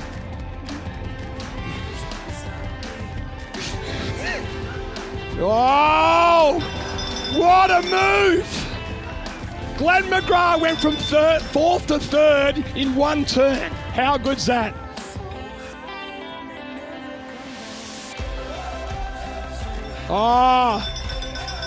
Beth McKenzie will go to the judiciary. James Tobin is coming on through. The forecast doesn't look as positive as what it did at the start, James. Come on, get up for James Tobin, Channel 7. Liz Blatchford has made some rise. Now, this man coming around, folks, Kellogg's Nutrigrain champion, also the Noosa swim champion 11 times. Give it up for Kai Hurst. 2012 Ironman World Champion and Noosa local, Pete Jacobs comes around the corner. Whoa! All right, let's look at this big screen. Oh, there's been a change in the lead. Luke Willian has taken the lead. V8 Supercar, Will Davidson. Lutzy, keep going, Lutzy. Luke Willian will bring home the bacon. There it is, the yellow team does win. Tim Van Berkel has lost the race that nobody could lose. That's what Reedy said, right? Anyway, bad luck, Burke, second again. For a true fact, Tim Van Berkel's got 5 times second in Ironman Cairns, so he loves being on the podium, and once again, he's on the podium. We'll get Luke Willian. Luke Willian, congratulations, mate. Everyone thought Berkel was gone, but you said no way. Yeah, Sergio and me had a quick chat before, and we're like it's ours to lose, and we pretty much tried to lose it, so dug deep, and we just got him in the end, but he made a bit hit and miss there for a bit. Well done, mate. What speed? Good course, good crowd. I went 4 for the 1500, so pretty good off no warm-up, so can't complain. You know the Acid Spolt's coming up this afternoon? Yeah, but I rode up yesterday, so I don't think I got that left. All right, well done. We got Beth McKenzie coming on in. Well done, Beth. We are going to the judiciary on that one. Won the turnarounds. Courtney Atkinson, 3 times champion here in Noosa. How you feeling, mate? You're a champion again. Oh, I didn't have to do any of the hard work today. These young fellas did it all for me, so we'll always take a win. Mate, nothing better than a win. Well done, Courtney Atkinson. James Tobin, Liz Blatchford comes on through. Pete Jacobs. We've got Glenn McGrath. Kai Hurst. Welcome in, Kai. Kai certainly more suited to the water, but he got there.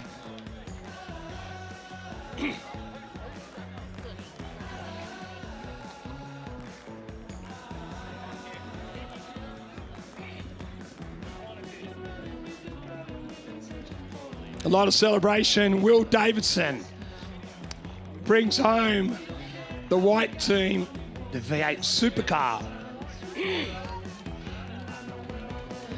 Bondi Rescue. Andy Reid comes to the finish line, stops the Garmin and says, how good was I?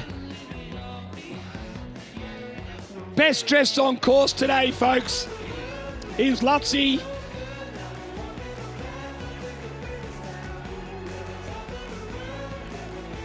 And Lutzy celebrates her 12th place. Susie O'Neill comes on over, of course, works with Lutzy. Benny Hannett, how was it, big fella? Power to weight ratio, I thought I'd be all right, but these cyclists, holy smokes, they got some chomping power. They went around. I stuck on their wheel for 2 laps, then they left me in the dark for a lap, and I was in a hurt locker for a very long time. Mate, good fun? Great fun. It's so good. The crowd were getting into me, telling me to stop eating donuts, go on a diet, all the great things. So thanks for the motivation, guys. I'll be back bigger and better next year. All right, can we have all of our celebrities, all our sports stars, please come underneath the arch. We're going to get a team photo before we go into the men's open criterium.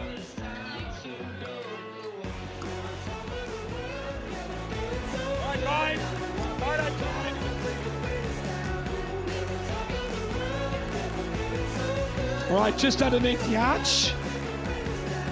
Craig Mottram will be back for the Asics Bolt.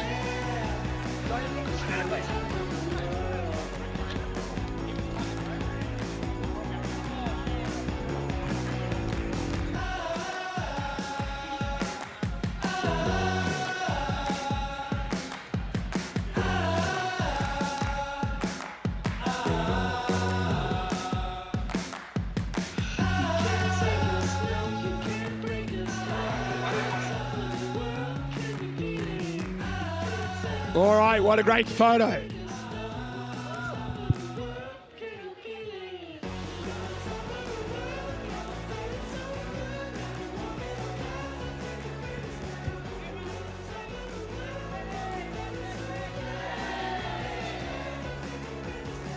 What a great event. Of course, the Legends Relay.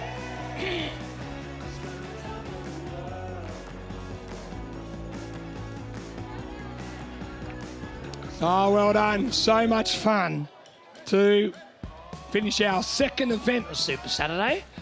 Coming up now, we've got the men's open criterium. We'll have Matt and Annette back on the microphone very soon. Of course, we will wrap it up this afternoon with the ASICS 5 kilometre bolt.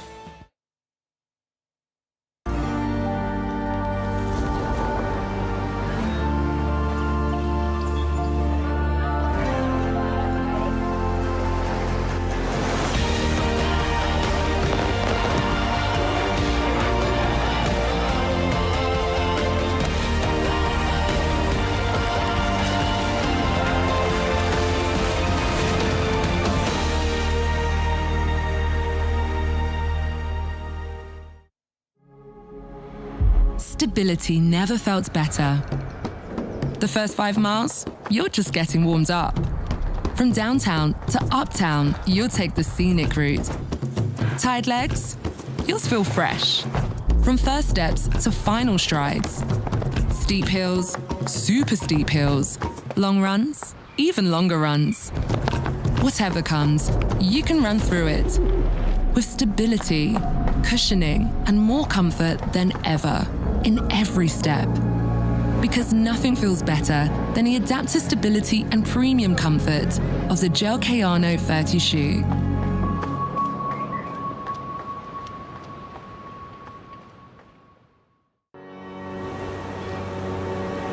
Run when the rhythm's right. Go into the night.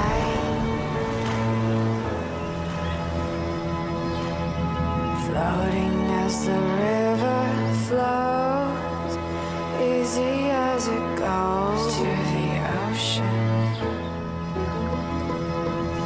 So walk on by, I've got no reason to love you, but I do.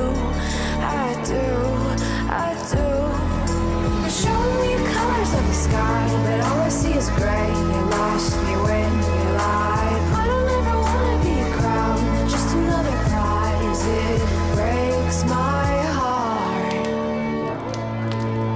Lost in the midnight blue, feeling something so new.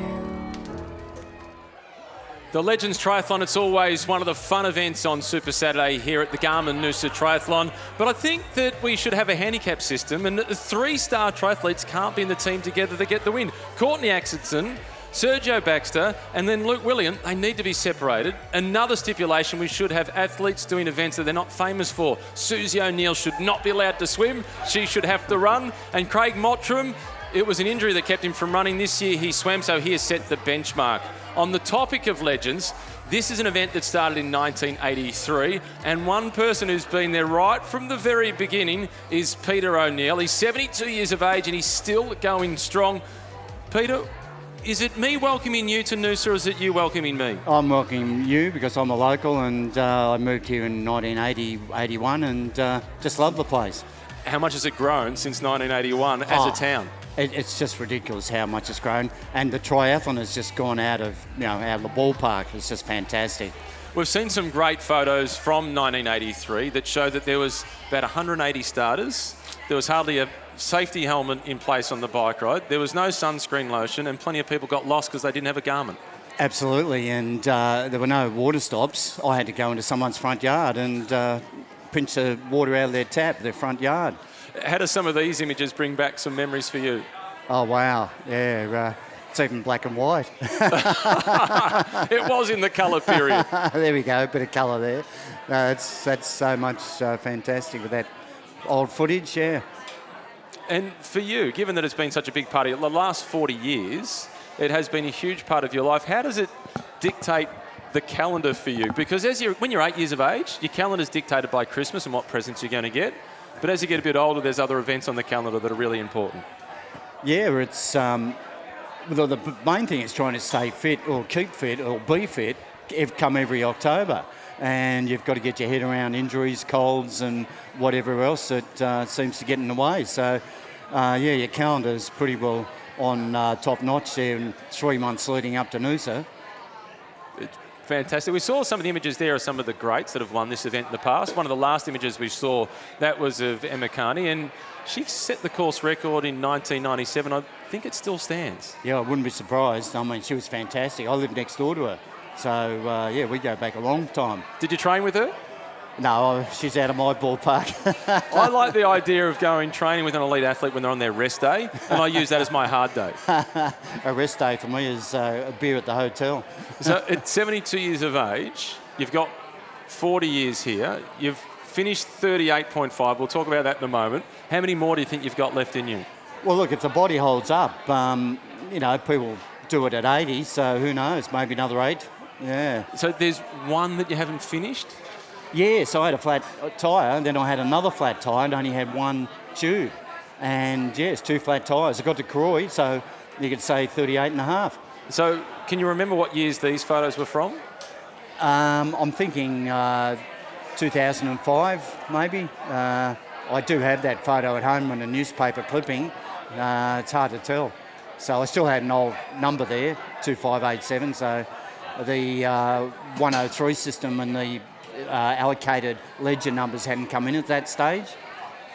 So when you look back to 1983 and you think of how rustic it was as an event, how raw it was, did you ever think we'd be sitting here in a marquee on the finish line for Super Saturday with the likes of Glenn McGrath out having a run? We've got Matt Rogers, dual international out there, Dan Rich, AFL footballer.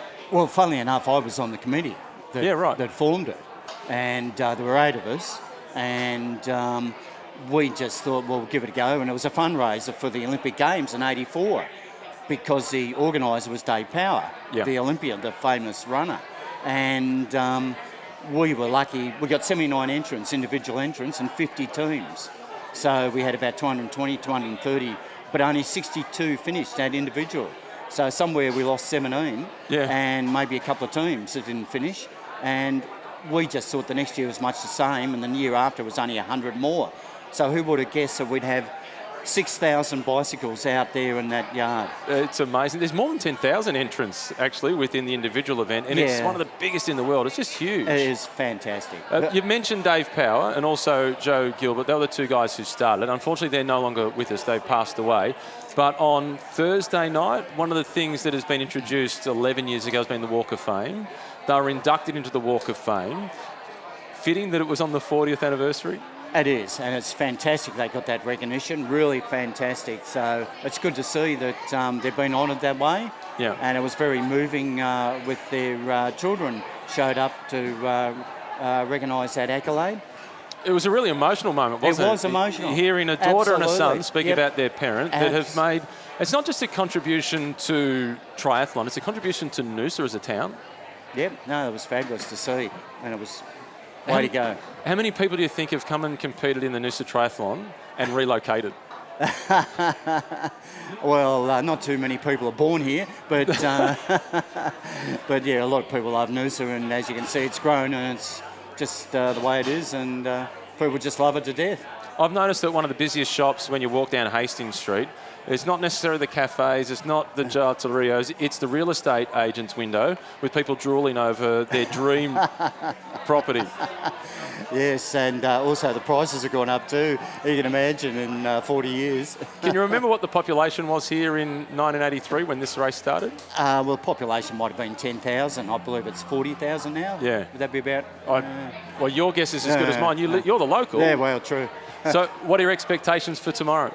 Not quite as fit as last year. I got quite serious last year, but I've had a few problems this year. Caught COVID, had shingles, had a operation, got an operation for a couple of hours. So, yeah, the fitness is not quite there, but as long as I get around, that's the main thing. You've hit a few hurdles. Yeah. So at 72 years of age, take us through your week of training, on average.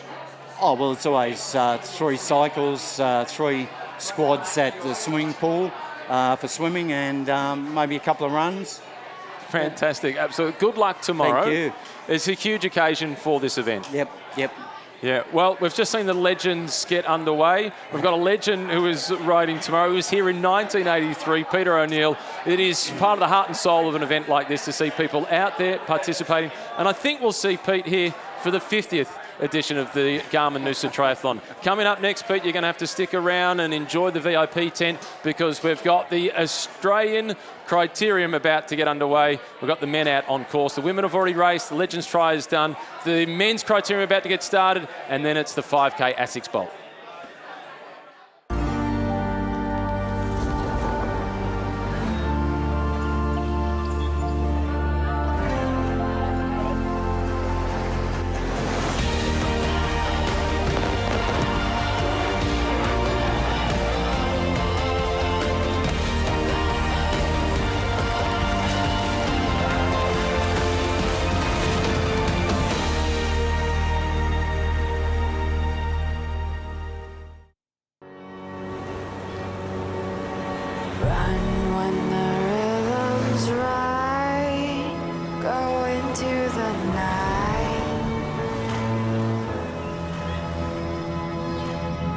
Floating as the river flows, easy as it goes to the ocean. So walk on by, I've got no reason to love you, but I do. Show me colors of the sky, but all I see is gray. You lost me when you lied. I don't ever wanna be a crown, just another prize. It breaks my heart. Lost in the midnight blue, feeling something so new. From one of the legends of the Garmin Noosa Triathlon, Peter O'Neill, to the voice of the Garmin Noosa Triathlon, Pete Murray. You've just been down with the Legends Triathlon. One no ball from Glenn McGrath. He took a shortcut. Reedy thought about it. Did you see Kai Hurst? When he was running past you, he looked at the witch's hat. He looked straight. He looked at the witch's hat, thought about the shortcut, but he went the whole way around.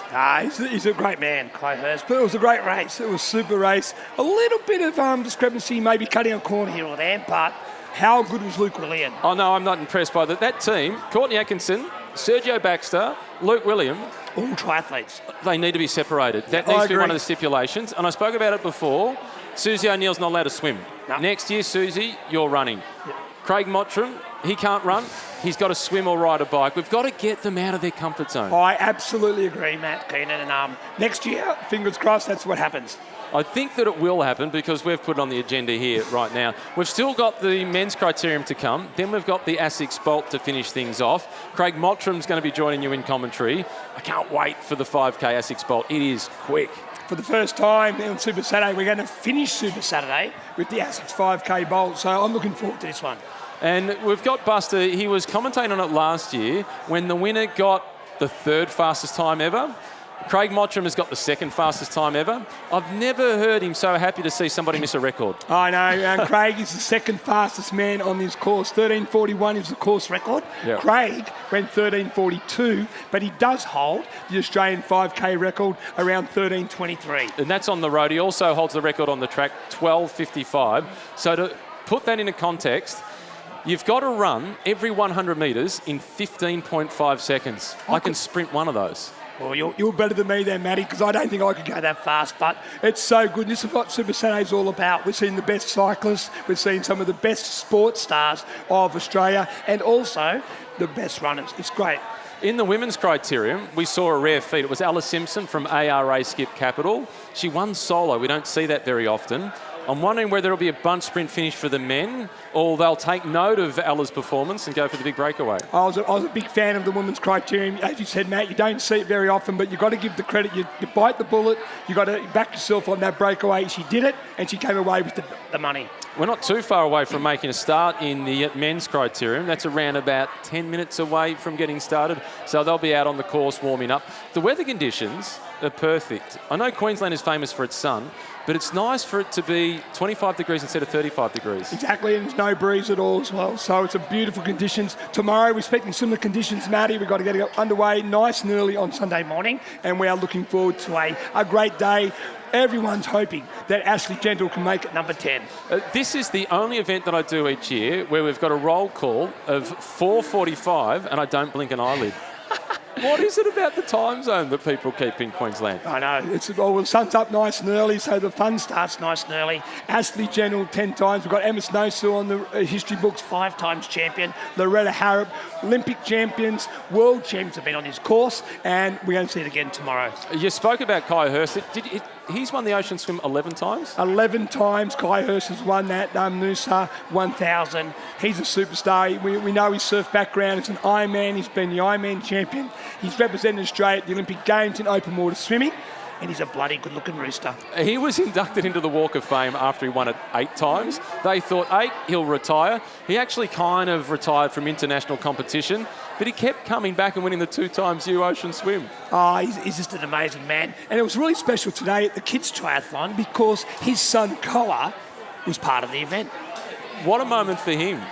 And you saw quite a few of the former great athletes down there at the Kids Triathlon this morning with their kids participating, passing the baton over. I saw Kenny Wallace there, Olympic gold medalist on the kayaks, Jess Shipper, all their families are out on the course. Your lovely daughter was also part of the event. She really enjoyed it. She got to be one of the buddies or one of the chaperones in the Very Special Kids, and that was absolutely brilliant for her. It was fantastic for me to watch.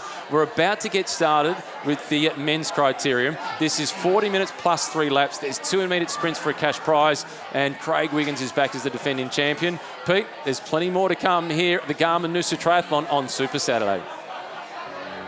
Good job. Run when the rhythm's right, go into the night, floating as the river flows, easy as it goes to the ocean. So walk on by, I've got no reason to love you, but I do. Show me colors of the sky, but all I see is gray. You lost me when you lied. I don't ever wanna be a crowd, just another prize. It breaks my heart. Lost in the midnight blue, feeling something so new. Stability never felt better. The first 5 miles, you're just getting warmed up. From downtown to uptown, you'll take the scenic route. Tired legs? Yours feel fresh. From first steps to final strides. Steep hills, super steep hills, long runs, even longer runs. Whatever comes, you can run through it with stability, cushioning, and more comfort than ever in every step. Because nothing feels better than the adaptive stability and premium comfort of the Gel Kayano 30 shoe.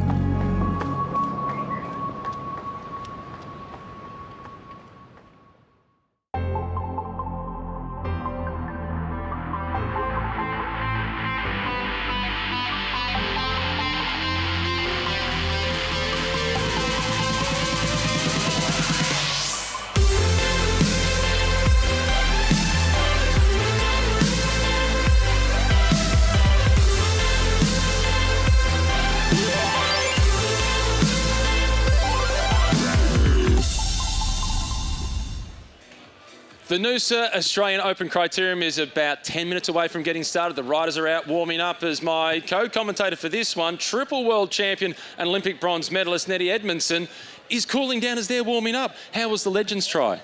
That was so painful. I think they all said, enjoy it, have fun. It's all about having a lot of fun with your teammates. But I think as soon as that gun goes, the competitive edge just takes over. I'm trying to get the policy put in place that for the legends in the triathlon, from a sporting background, they have to do the leg that they weren't famous for. For example, Susie O'Neill's not allowed to swim. Craig Mottram's not allowed to run. You're not allowed to ride. That makes sense, but I think I need to start training now if I'm going to be invited back. So which one will you train for, the swim or the run? They're both bad, let's be real. Well, tomorrow you're going to be out on the side of the course for Smiling for Smitty, and that's going to be a good opportunity for you to see how tough it is for plenty of the athletes, particularly those who start a little late in the day. Absolutely. So yeah, I'm here with the Smiling for Smitty t-shirt on. So they're one of the major charities here at the Noosa Triathlon Festival. They are raising valuable funds for Adam Smitty and through the Marta Foundation. So all the money that they raise goes towards cancer research. So they have already raised $570,000 just for this event. Brilliant. We've got 35 starters for the men's race. ARA Skip Capital, once again, they've got some big numbers. Declan Trezise is out there as one of the young rising stars of Australian cycling. He's been the Junior Australian Criterium champion. He gets a chance to go toe-to-toe with Blake Quick from Jaco Alula, who was second at the National Championships this year in the Criterium. Yeah, it's going to be a bit of an interesting race out there. We've got some very fast finishers. We've got a pretty decent bunch out there too. So, yeah, I'm interested. You never know who's going to maybe upset the favourites. There's two riders from Jaco Alula, Australia's World Tour team. In addition to Blake Quick, there's also Lucas Hamilton, who's been a winner of the Tour Alsace. He's finished 4th in Paris-Nice, one of the great one-week races. As the World Tour team, they've got a lot of pressure. They certainly do. And yes, Lucas Hamilton, he's a climber, as you just said, so he's going to be looking to either get away or will he be working for Blake Quick? What do you reckon? I think he'll be working for Blake Quick, unless he wants to try and do an Alice Simpson and go for the solo breakaway. We haven't seen that in the men's race in recent years, a solo breakaway. And Blake has just come past. He's going for Lucas Hamilton on the breakaway. We'll try and hold them to it. They're not far away from getting started. The next event on the program for Super Saturday is the men's criterium.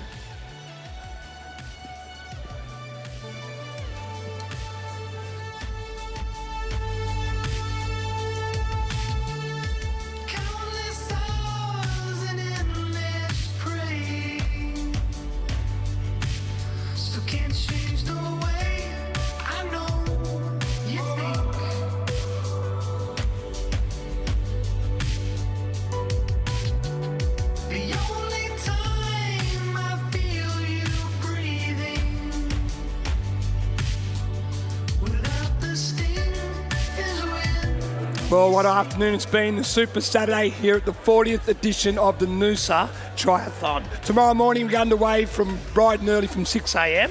We've got some of the world's best male and female athletes on the start line in our elite and over 8,000 athletes going to be racing tomorrow. This afternoon, all about Super Saturday. Already we have seen the Open Women's Criterium. What a race it was. A lot of fun with the celebrities, and now Maddie Keenan and Annette will be presenting the Men's Open Criterium. Straight after that, we're going to go to the final event of Super Saturday. It will be the ASICS 5K Bolt. Craig Mottram, as the man who holds the record here at 13:42, will be in commentary, and we're really looking forward to it.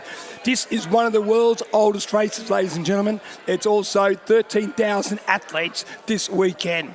5 days of action, 11 events over those 5 days, and we are ready to cross back to Matt Keenan to introduce the Male Open Criterium.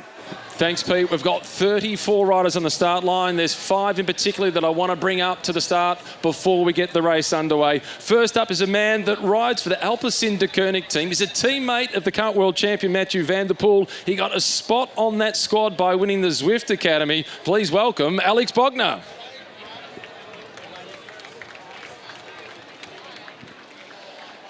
One of the favourites for the race today from the local team, ARA Skip Capital. He's been an Australian Criterium champion. He's in winning form. Put your hands together for number 4, Declan Trezise.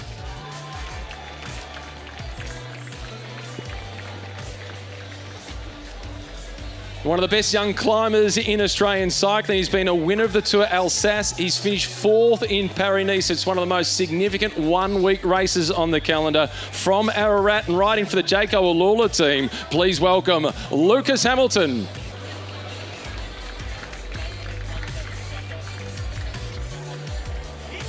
A teammate for Lucas Hamilton at Jayco Alula. He's completed his first season at the World Tour. Last year, he won the Australian Under-23 Road Championships. This year, he was second in the Australian Elite Criterium Championship behind his teammate. He's quick by name and he's quick by nature. It is Blake Quick.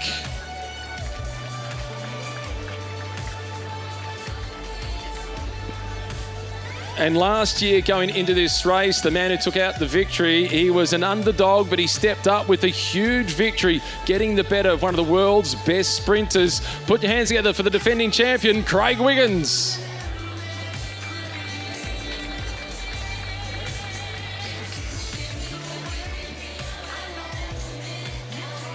Is this a sign of confidence, Craig, that you've got the GoPro on the front? It's always a good weekend out, so it'll be great to get some good footage. It was a huge win for you last year. You had in second position Caden Groves, who's had an amazing season. Yeah, it was awesome last year. I was pretty fortunate, just everything aligned and had the talent to come around. So you got 2 teammates who are super quick sprinters. Declan, I'm going to ask you, who's the team leader? You or Craig? We'll see how the race pans out, but for sure I reckon we go as the fastest guy here. So yeah, if we get the chance for him to go back to back, we're going to try and take it. So Declan's the leader? Definitely. Good luck to ARA Skip Capital. Alex, what a year for you, riding for Alpecin de Koning, an incredible team. I know, mate, it's awesome. Absolutely got some hitters in the team and stuff, and yeah, it's an awesome team to ride for. Is it like turning up to a bike race with the Beatles? Yeah, basically. Every time, mate, every time. Alex, I've just heard Blake has told us that you're going to break away solo and win like Ella Simpson did in the women's race. Yeah, it's all lies. I'm here for Blake, so that's all right. He just wants to take the pressure off himself. Is that the strategy, Blake? Well, if you came here for me and I came here for you, who are we riding for? Let's bring up the rest of the peloton as we're just about ready to get underway. 5 of the big favourites at the front, but plenty of others ready to try and knock them off. As Matthew Greenwood quickly makes his way to the front for Bridge Lane. He was here early, had to get sent back, but he's managed to find himself on the front. It's across to the commissaire for the final instructions. Hey, gentlemen. We have a 40-minute plus 3-lap crit. There's 2 intermediate sprint prems. We will try to evenly space them. Neutral spares pits are just the other side of the Garmin arch at the top. And there are neutral spares down the bottom. You take your lap out where you have the incident. Laps out will end when the lap boards go out. So you must be back in the bunch by the time 3 laps to go comes out. Inside 1 minute to go before they get started. Nettie, we've got to try and hide and stay out of the way. We'll see if the hooter works this time to get things underway. 40 seconds to go before the men's criterium gets underway. The man who dominated this race for many years was Robbie McEwen. He won it 8 times, including one time after he'd actually officially retired. That's it. I think he liked the bunch kick and he liked the crowd. There is a lot of people out here tonight cheering on these men in this criterium tonight. So who will take out the win? 20 seconds remaining before we get underway. We've seen the likes of Peter Sagan participate in this race as well. 10 seconds to start. 5, 4, 3, 2, 1. We are underway for the Noosa Australian Open Criterium, and it is a quick start to try and get positions. And going off the front, that was Matthew Greenwood, the late starter, Nettie. That's it. Well, the late starter and Ella Simpson took out the women's race, so he has been motivated and to follow in her footsteps, going off straight from the gun.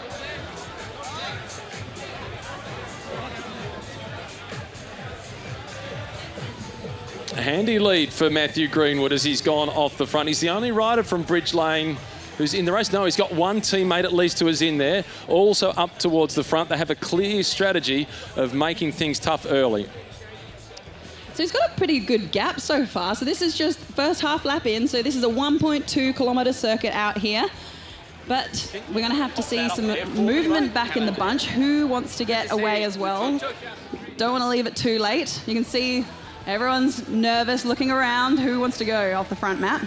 Well, Declan Trezise is the rider at the front from ARA Skip Capital. His team manager has just finished the Legends Try. Matt Wilson was out there in the Legends Try. What a brilliant job Matt Wilson has done with that squad. He's ridden the Tour de France twice. He's been the Australian Road Champion. And now he's aiming to develop the next generation of stars. He certainly is, and he's doing a brilliant job creating those opportunities and pathways. We spoke about it during the women's race. It's so hard for our young Australians to make it to Europe and be noticed by the big teams. So he is doing a fantastic job along with Ben Kirsten. And yeah, like we're seeing these athletes today signing these big contracts. So thank you to those who are putting in the hard work for our youngsters. Matt Greenwood is putting in the hard work at the front. This is an impressive start by Greenwood. That's it. Some gaps opening up. We're seeing a move going off the front of the peloton. They're trying to close this down. They don't like the look of this.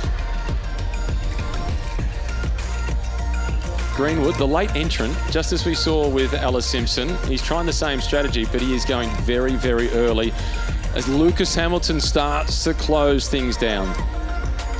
That's it. It's a pretty narrow circuit out there, so you can see everyone has to stick over on the right side of the road. They go around and they come back the other way, so you're not allowed to go over that mark, which means with a bunch this size, it's really hard to move up. So it's strung out at the moment. The pressure is on, and really will hard it ease to off soon. Really hard to move when Lucas Hamilton is controlling affairs. He's ridden the Giro d'Italia a few times. Likewise, the Volta d'Espagna. He's also ridden the Tour de France. That's it. You wouldn't normally see him in a criterium. He's used to the mountains of France and Italy. So there he is in second wheel, looking over his shoulder, keeping things under control. So as we mentioned before, there's his teammate Blake Quick in the Jayco Alula colours.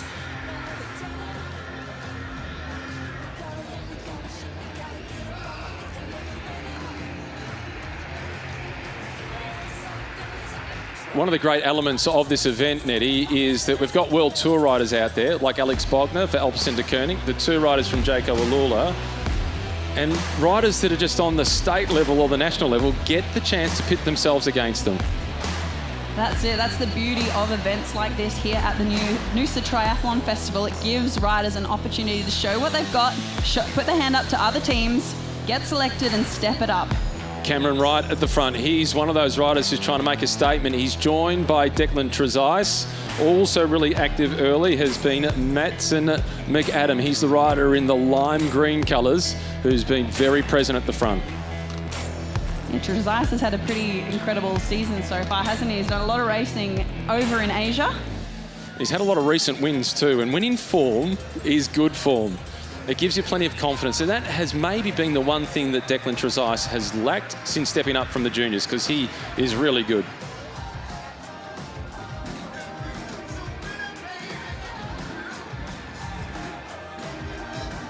It seems the pace is easing off a little bit. The riders are starting to bunch up. You see they're coming off the gas, coming into this corner.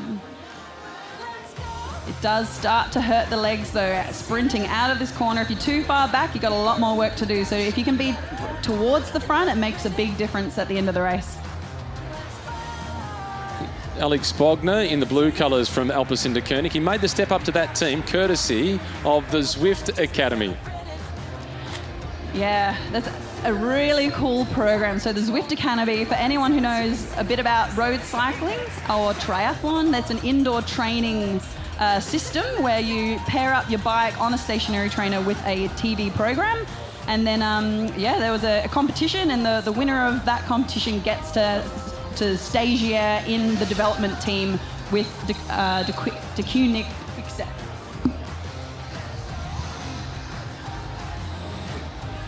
That is Declan Trezise, who is at the front. He's got Finn Walsh with him this time around.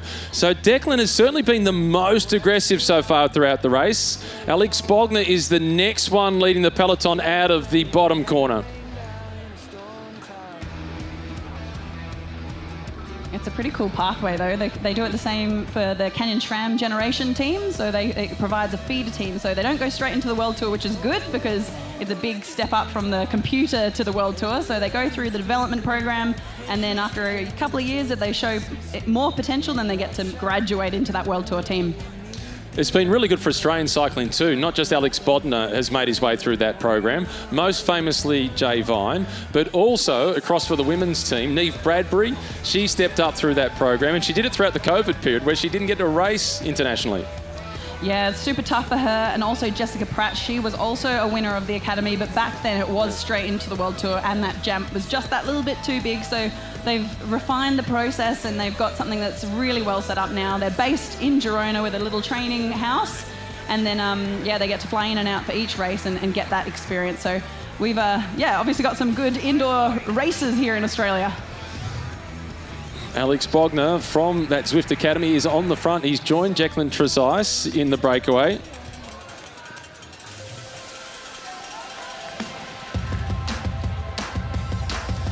It's a lot windier now than it was early this afternoon for the women's race, and that can favour a breakaway. That's it. It's a lot of work to do once those gaps open up, and also if they get slightly out of the sight, it's a bit of an advantage for these riders. So we've got a group of 3 going around now, with one in pursuit and then a little bit of a gap back to the next rider. It's Hayden Jarvis who is trying to get across in the all-white colours. Out in front is Finn Walsh, who's joined Alex Bogner along with Declan Trezise, and it's already getting strung out at the back of the peloton. That, Nettie, is reality TV for me, the back of the peloton. That's where you can see just how tough it is. Often they make it look easy at the front. There's been a fall, and this is the late entrant into the race. This is Dave Manton, who is down. So he'll get to have one lap out, and he can rejoin the race in the same position where he left off.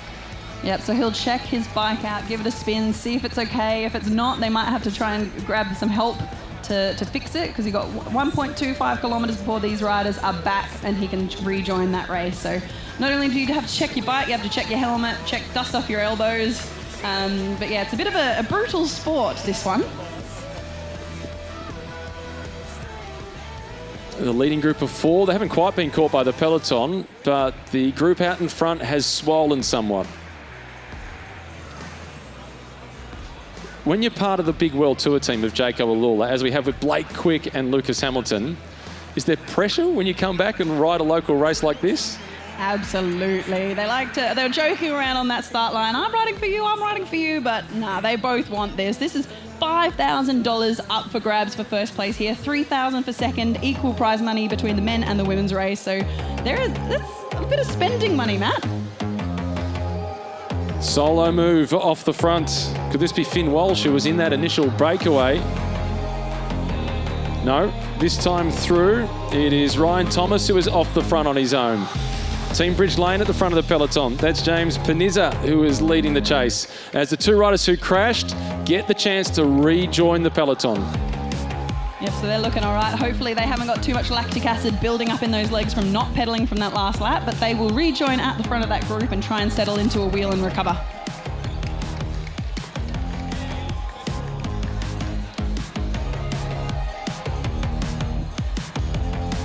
The rider in the blue colours, that is Dave Mann. He was one of the 2 riders that crashed. The other one that crashed was McAdam, and McAdam has been pretty active in the race. He tried to get into one of the first breakaways. Can all change so quickly on a course that Pancake Flat seems like it should be easy, but with a 180-degree turn at each end of it, it is tough. That's it. A lot of people say that this traditional hot dog circuit is one for the sprinters, but by the end of the 40-minute race, after sprinting out of the corner twice every 1 kilometre, it does add up, and that's where you do see the endurance riders start to take over. Ryan Thomas off the front on his own. It's Lucas Hamilton who's doing the chasing, and that causes a big reaction from the rest of the peloton. It's one of the disadvantages of wearing the Jacob Alula colours. As soon as you move, everybody that's got the legs to do so jumps on your back wheel. That's it. You don't want to let Lucas Hamilton get off the front, because once he gets off the front, he can settle into his own pace. He doesn't have to do such punchy explosion out of each corner. He can settle in. So, yeah, they're quite smart to be closing that one down. 10 minutes of racing in. This is a 40-minute race plus 3 laps, and the whistle has gone for the first of the intermediate sprints. A cash prize up for grabs, and it's Ryan Thomas off the front to the tune of around about 3 seconds.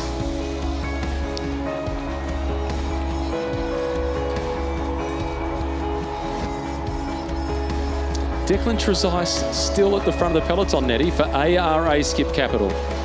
Yeah, he's feeling good, obviously, the 21-year-old. He did tell us that Craig Wiggins was the team leader, and I didn't believe him. Turns out that Craig Wiggins is the team leader because Declan's doing all the work. It certainly looks like that out there at the moment. But these riders are hot off some form. They were at the Sunshine Coast not long ago, where Trezise won stage 3. So you never know. So Ryan Thomas is off the front on his own. You can see the white colours at the head of the peloton. They're his teammates. They're trying to slow things down so Thomas can take this first intermediate prize.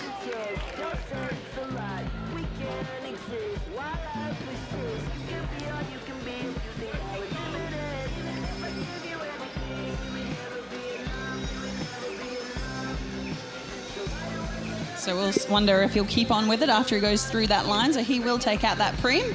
At least he'll be going home with something in his pocket. And it's Hayden Jarvis who's responding from the peloton. The second attack from him.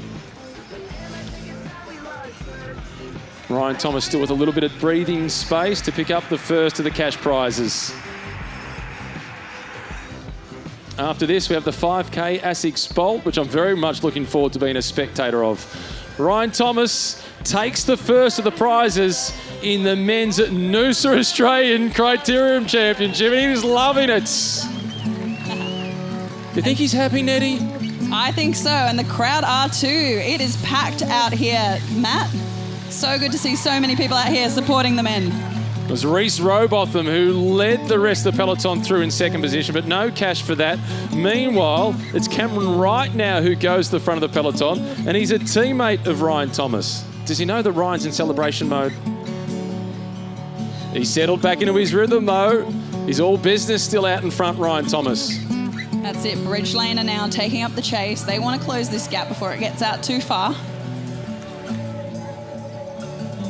You see the blue colours at the back of the peloton. That's Dave Manton. He was one of the riders that crashed earlier on. Late entrant. He's doing well to hold on. Yeah, it can, as I said before, once you've hit the deck, sometimes that adrenaline starts pumping and the legs can hurt. But I think the best thing to do is, if you're feeling okay, is jump back on that bike and ride it out. But hopefully he's not too stiff and sore in the morning. Looks like Ryan Thomas is about to be caught by the peloton. They've just about reeled him back in. I can feel the lactic acid from here, Nettie. Absolutely, as we see an attack from Bridge Lane straight over the top. Well, Reece Robotham from that team was near the front when they went through the previous time around at the start-finish line. They've got a few riders in the race, and they're always aggressive. A brilliant team. And for the Tour of Tasmania, they're going to have in the team car, calling the shots for them, a guy who started his career at that team, Richie Port. How good is it to see Richie Port giving back to the team where it all started for him? Yeah, Richie's fantastic with that. He's always got time for the younger athletes. He's always been, just so willing to help out. So he was a leader in the national team during the Tour Down Under as well, and he's just super, super supportive. So I know I would be listening if I was in that team at the Tour of Tassie next week. Josh Beekoff at the front, really pouring on the pressure. It looked like Matthew Lambert from ARA Skip Capital, who was behind him, trying to hold on. Beekoff is a teammate of Ryan Thomas, so they've got a clear strategy. Make this race hard and fast and tough. What's interesting, Matt, as well, is you can see, there we go, there's the Jayco Alula boys, and they're quite far at the back, and there's two of them together. It's a bit of a risky place to be when there's this much action happening at the front of the race.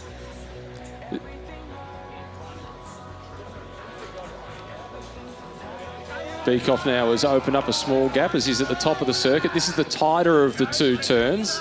Unless they've got the roundabout to work with at the bottom of the circuit. Bridge Lane and ARA Skip Capital, the two teams responding.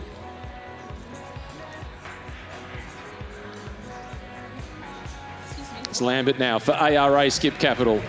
He wants to pour on the pressure. To be pretty keen to try and force the Jayco Alula team to do the chasing. They've got one of Australia's fastest young sprinters on the team, Jayco Alula.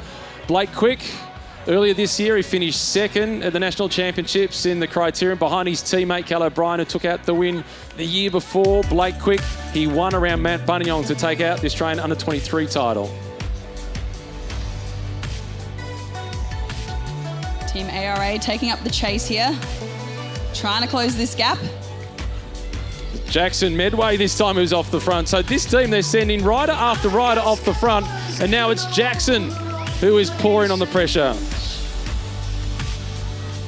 Lachlan Miller it is now who's at the front for ARA Skip Capital. I borrowed his old bike yesterday to do the Garth Proud ride.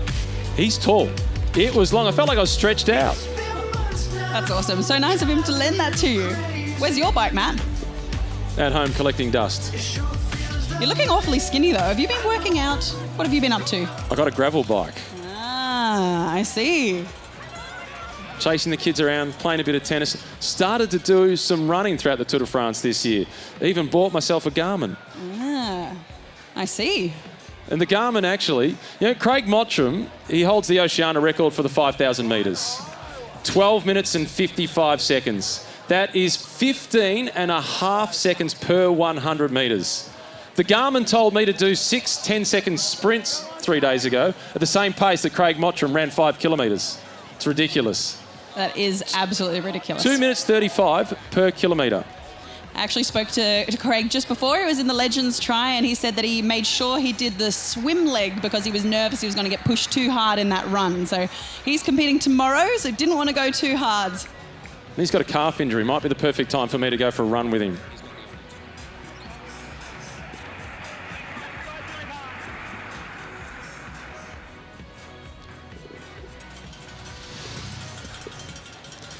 So it's still Jackson Medway who is off the front with a look across the shoulder. We'll get the time check on them this time through. Looks like he's built up more of a lead. This is an impressive performance by Jackson. He certainly has. He's got a huge gap, Matt. The gap for Jackson is 12 seconds. Hayden Jarvis leading the peloton through. Declan Trezise once again slips up the inside through the bottom corner. Jackson's teammates are trying to slow down the chase. They're riding really well as a group. That's it. Bridgelane and ARA have got the numbers in this bunch, but the thing is, if you're not willing to take up the chase and you're looking at each other, that gap can increase very quickly.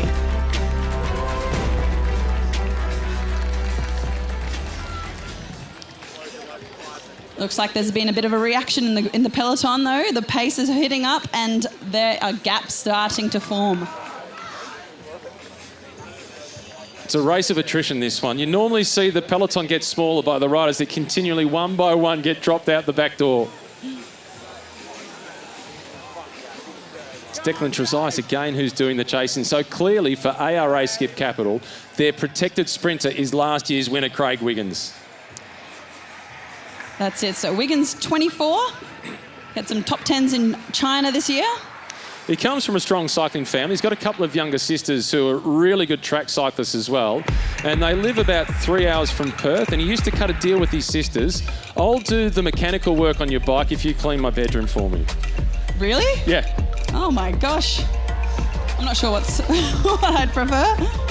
Doing the work on the bike took longer, apparently. I think his sister's got a good deal. Jackson still off the front on his own.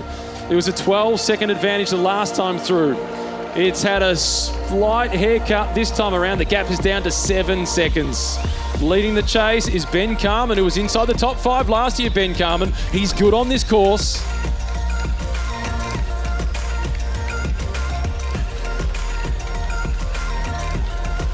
That's it. Now we're heating up. It's starting to pinch the legs. You can see these riders groveling through this corner. And just like the women's race, we saw Lauren Perry really struggle in the women's race as the defending champion. There was a split in the peloton. Number 1, Craig Wiggins, is in the second group.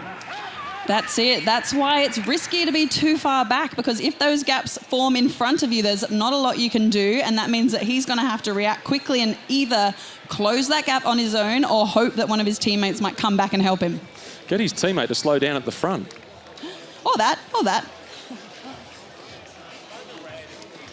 There are no radios out there, though, so it's quite hard to convey the fact that you've been stuck at the back with a gap in front of you.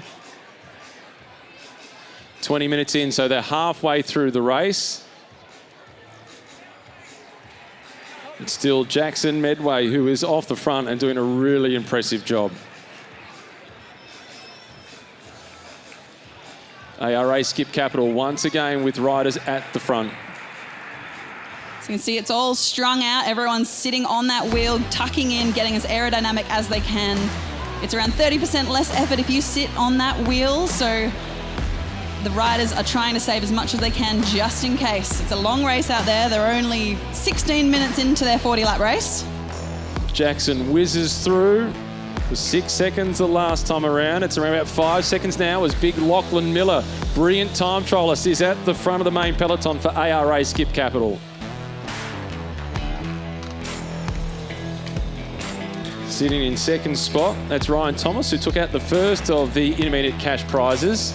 And Wiggins is in a bit of trouble. He's off the back and he's on his own. And it's his teammates at the front of the peloton who are causing a lot of the problems, Nettie. That's it. Now ARA have to decide, what do you do? Do you wait a little bit and let that leader get a bigger gap and wait for your sprinter and then try and drag it more smoothly? Or do you change plans and go for a different rider? I think it's plan B, Nettie, because they are responding. They're getting on with the chase.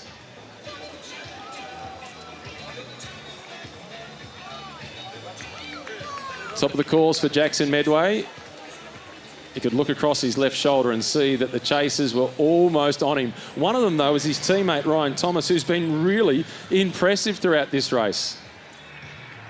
Ben Carmen there in the green and black colours. He's always performed well here. He's been a top 5 finisher in the past as recently as last year. So we've got a lot of people out here cheering on these riders. We've got about 5 rows deep down here. It's pretty amazing to see so many people out here supporting sport here at the Noosa Triathlon Festival. For the riders in the National Road Series that do this race, for a lot of them, this is the biggest crowd that they'll ever get a chance to race in front of.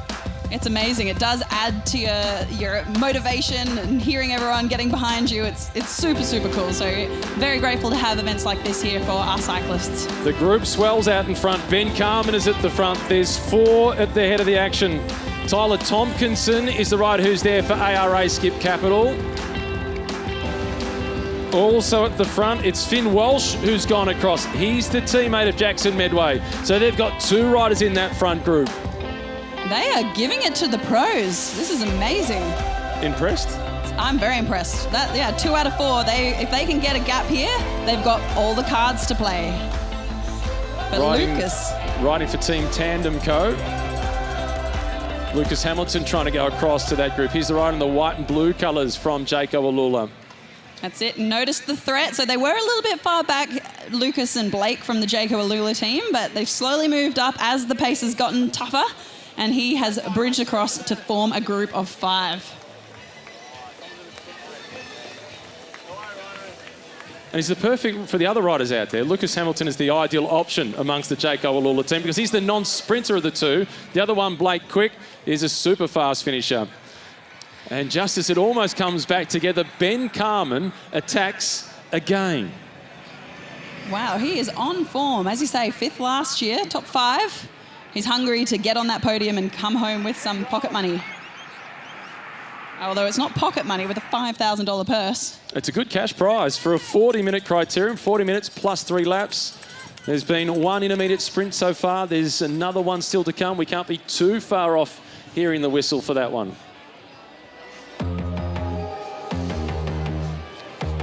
Almost back together. Ben Carmen, monster gear as he gets the whistle. There's some tired faces out there. Jackson Medway is in 2nd spot. Next one through was Tyler Tompkinson. It's then Declan Trezise. Tompkinson now goes on the attack for ARA Skip Capital. And then the 2 World Tour riders, Blake Quick and Lucas Hamilton, they're at the back of the peloton. That's not a criticism of them. That's a compliment to the depth of the National Road Series here in Australia. It certainly is, yeah. They'd moved up, made a bit more progress, but as soon as they've relaxed, they've gone straight back. So, yeah, certainly making it harder for themselves, but as you say, super, super talented field here today. The Tandem Co team again. That looks like Jackson Medway, is it? Yet again at the front. He's been super aggressive. His teammate took out the first of the intermediate sprints. It was Ryan Thomas who collected the first intermediate sprints. Declan Trezise, ever present at the front. He's in 2nd spot as they go around the top corner. 3rd position through, that was Max Hobson. Here we go. This is the 2nd of our sprints, but this one's more of a sprint. The last time we had one rider out the front, so it'll be interesting to see which sprinters have the legs for this sprint. The Tandem Co team once again launch an attack to try and pick up the cash prize. It was Ryan Thomas the last time through. Declan Trezise is responding.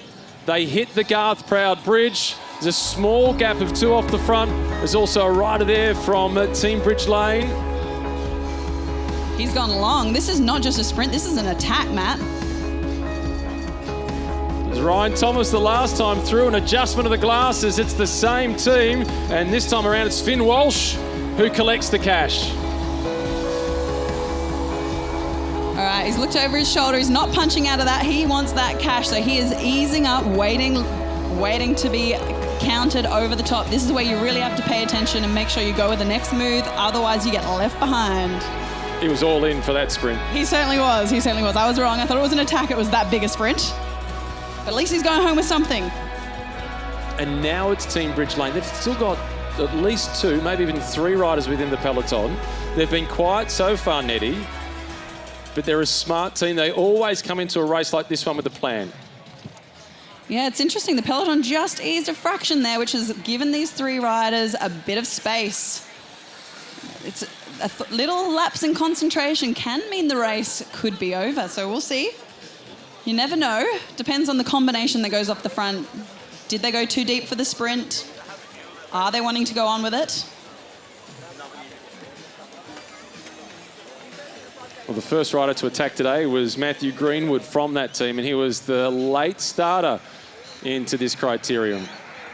Declan Trezise again has marked the move. He's in 3rd spot. Hayden Jarvis is also there in the white and yellow colours.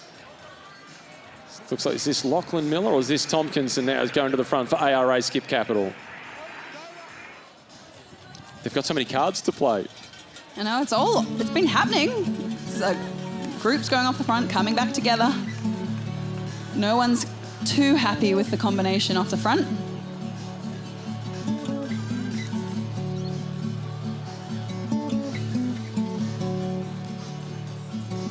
$35 riders to start with. We're down to around about 24 or so still in the race. It's big Lachlan Miller who is at the front. He's a fantastic individual time trialist, Lachlan Miller.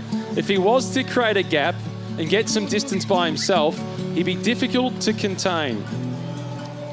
Jackson Medway again in 2nd spot in the white, red and blue colours. He's been very good this afternoon. You know who we haven't seen a lot of today, Matt?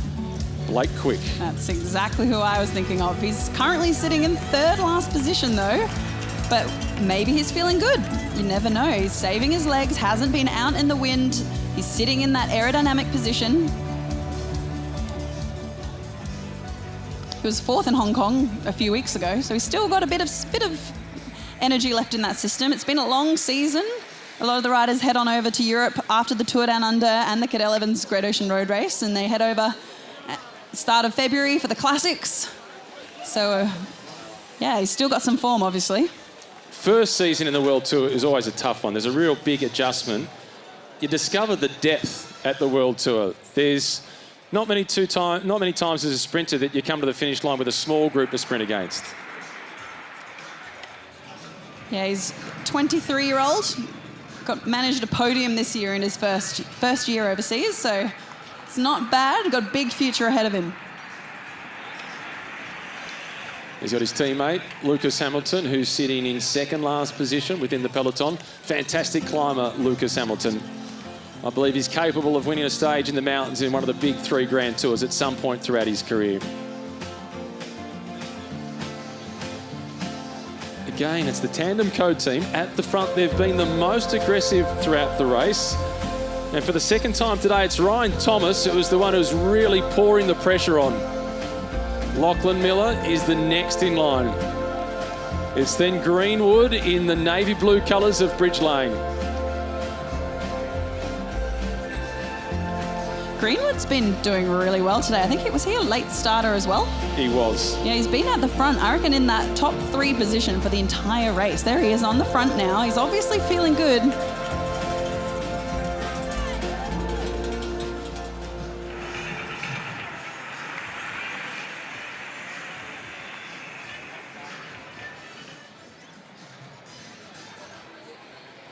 This is the first time we've had anything that resembles a pause in the tempo, Nettie. Yes, very interesting at crunch time. So 26 minutes in, we're over halfway. The enduro riders are going to want to keep the pace on and keep attacking and keep it hard for those sprinters. But the sprinters are breathing a sigh of relief right now.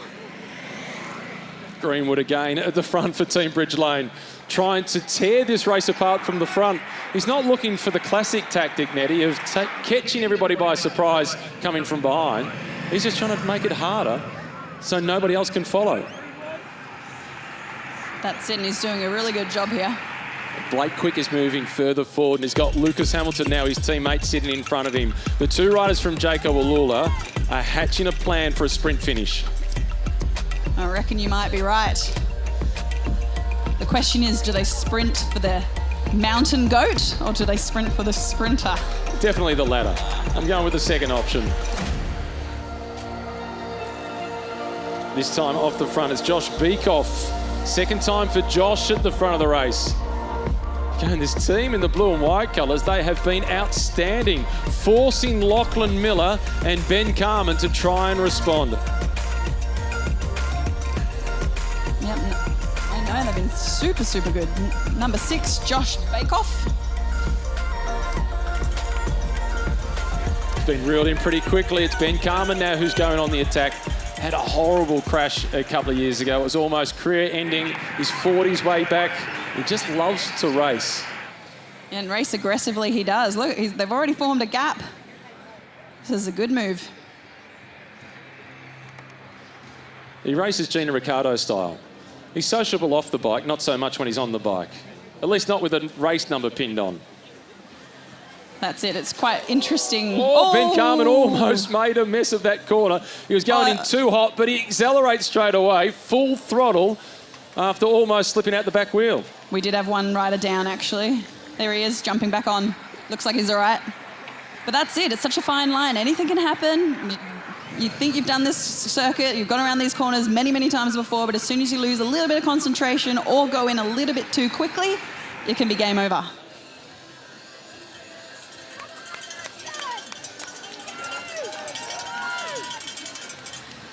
Now, Alex Bogner in the blue colours of Alpecin-Deceuninck. He was active early.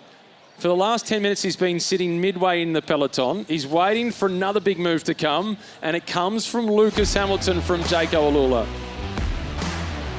Yeah. Number 3, Jayco Alula. Been waiting patiently, closing the gaps. And look who's with him yet again, Declan Trezise from ARA Skip Capital. This is a genuinely dangerous move.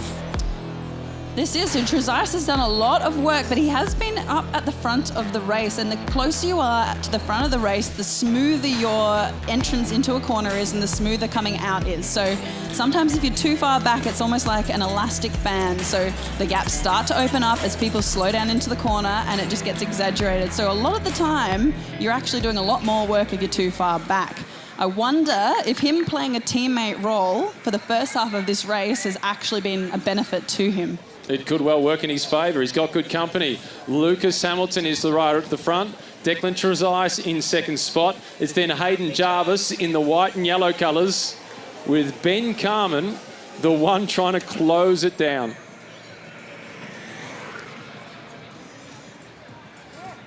That's it. You don't let Lucas Hamilton go off the front. As nice as he is as a person, you don't want to see that blue and white go into the distance. Declan Trezise is pretty happy to work with him.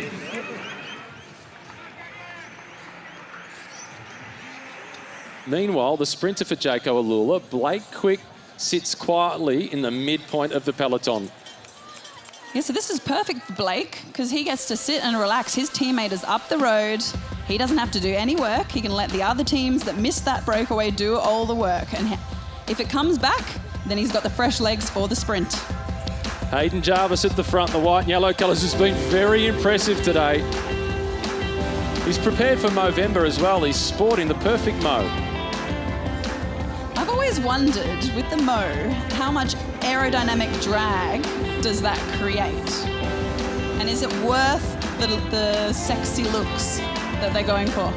I don't know whether the latter gets the box ticked, and I can't help you with the first on the research because I'm not capable of growing one. Well, but if it's for Movember, then good on him. I love seeing people give back and raising funds for charity, so I'm proud to be here with the Smiling for Smitty crew, raising valuable funds for cancer research through the Martyr Foundation. So if you see the Smiling for Smitty crew in the blue and white tomorrow, they're off at 6:22 a.m. Give them a shout. They've all raised over $1,000 each to be here, and they have already raised over $570,000 for this event alone. So super, super, super special. You've done quite a few of the charity rides with them too over the last year or so. I have. I was invited last year and I joined them for the Challenge of the Tropics, a 5-day event. I was going to say race. It was actually pretty challenging. And then was lucky to be invited back. We went to Tassie this year and then, yeah, I'm here for my first triathlon event. So experiencing life on the other side, shall we say. Great work. And then in January, you got a big role ahead of you as one of the co-directors for the women's race at the Santos Tour Down Under. Another attack at the front. Alex Bogner in the blue colours responds as they go over the top of Garth Proud Bridge. That's it. I've got a couple of hats. Tour Down Under. We see a lot of these riders racing. We've got might have to keep quiet on who's actually racing the Tour Down Under next year, but it does provide lots of pathways for our Australian riders. So yeah, it's special to see everyone down there in January. Hope to see you all there. Tyler Tompkinson sprinting out of the bottom corner. Jackson Medway is the rider that is with him. Hayden Jarvis is also there. Alex Bogner is holding on. And the reaction coming from within the peloton for Jaco Alula is their sprinter, Blake Quick. Now that is a gap. And it's been closed down in a hurry by Blake Quick. Alex Bogner's just made contact. The legs are full of lactic acid.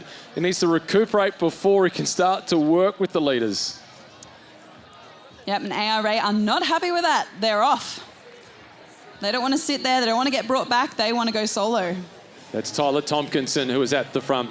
ARA Skip Capital, this is a big race for them. They are Australia's leading domestic team, and they're supporting a lot of riders go up to the next level and make it onto the World Tour stage. Matt, you said you're into gravel. Did you hear that there's a gravel race at the Tour Down Under next year? Organised by Tiff Cromwell. It's pretty cool, isn't it? It is impressive. Fortunately, I'll be working, so I can't do it because it sounds really hard. Ah, that old chestnut. Work. You call this work, Matt? No. Going to fun events with enthusiastic, fit people. That's not bad. Noosa is the fittest town in Australia at the moment, certainly for this weekend. Tyler Tompkinson at the front. Hayden Jarvis is with him.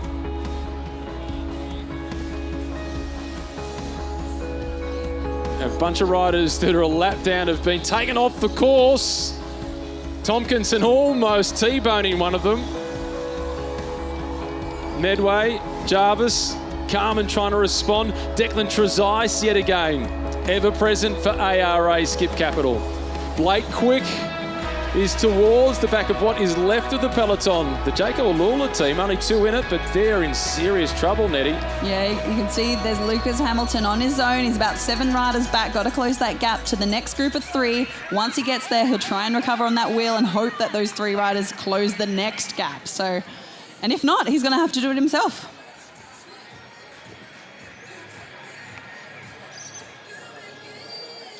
Been really impressed by Jackson Medway throughout this race. Regularly in the breakaways, responding again. He's at the front, in amongst the lead riders.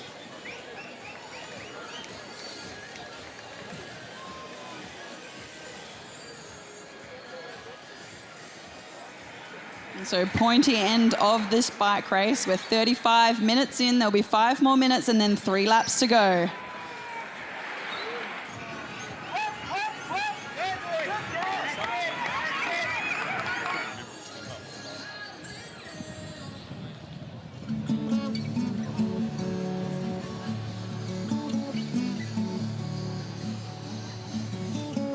Tyler Tompkinson from ARA Skip Capital takes a look across at Hayden Jarvis and made a clear suggestion that he should keep working with this leading group. Absolutely, and that could be fatal if they spend too much time looking around at trying to get everyone else to work. They will ease up the pace, and those chasing riders will have the advantage. So it's in this bunch's interest to keep that pressure down and work together. The lap board has just gone up, 3 laps remaining, so the clock has run out. They've been racing for 40 minutes. It is 3 laps to go. Declan Trezise still at the front. Nettie here has been aggressive since the hooter went to get this race started. He certainly has, and it seems to be paying off. You would think that he would have been burnt out some of those matches by now, but he just keeps going. The youngster, 21 years old. So too Jackson Medway. He's been really impressive. This group is splintering under the pressure. It's Tyler Tompkinson now of ARA Skip Capital who's at the front. Ben Carmen in the green and black colours at the rear of the group. Hayden Jarvis in the yellow and white colours through that top corner in 4th position.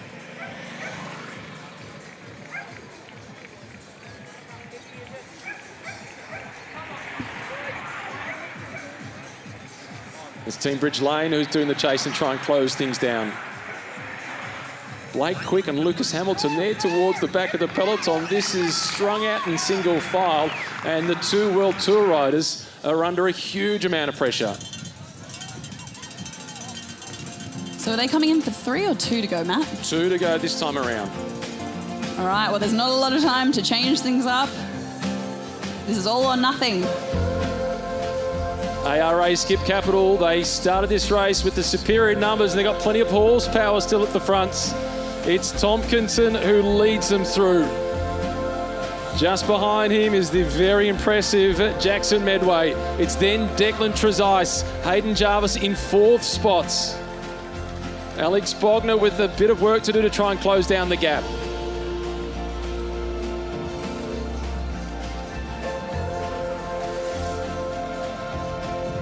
$5,000 up for grabs. Who's it gonna be? Ben Carmen is attacking Nettie. That's it, top 5 last year. Not a big fan of a sprint finish, so he's trying to go solo. It's a good strategy. It's the best card Ben Carmen has to play.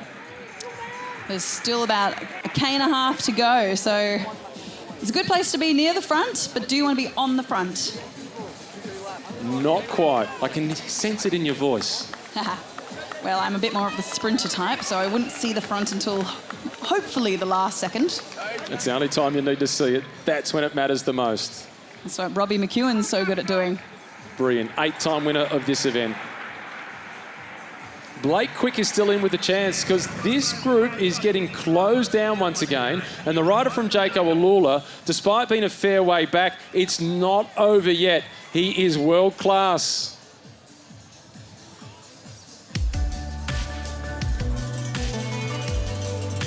They will hear the bell this time through.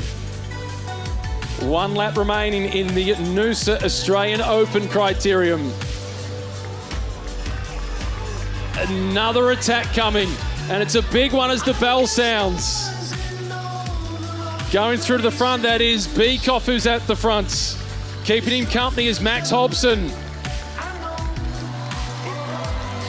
Wow, he hit that corner so quickly, managed to get right around. There's only one more corner to go. They've got a little bit of a gap.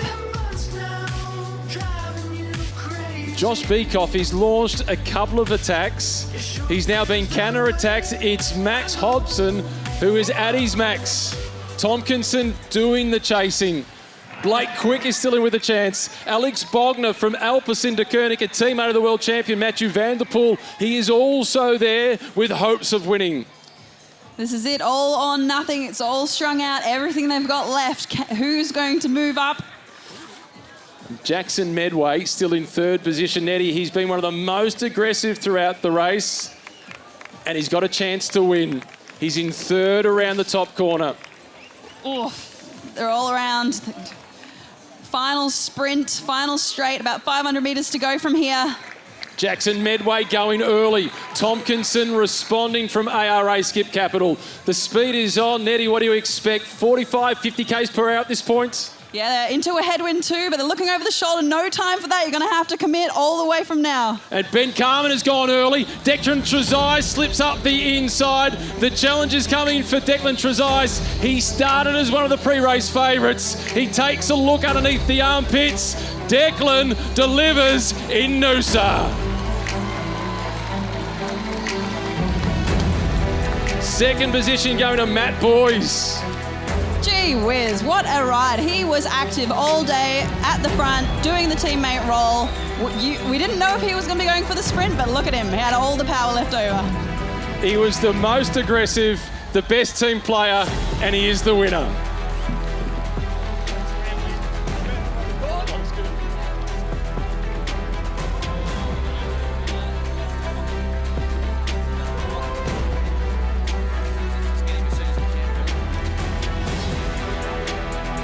We're going to try and grab an interview with Declan Trezise as soon as he actually slows down. He had that much speed going as he headed through the finish line.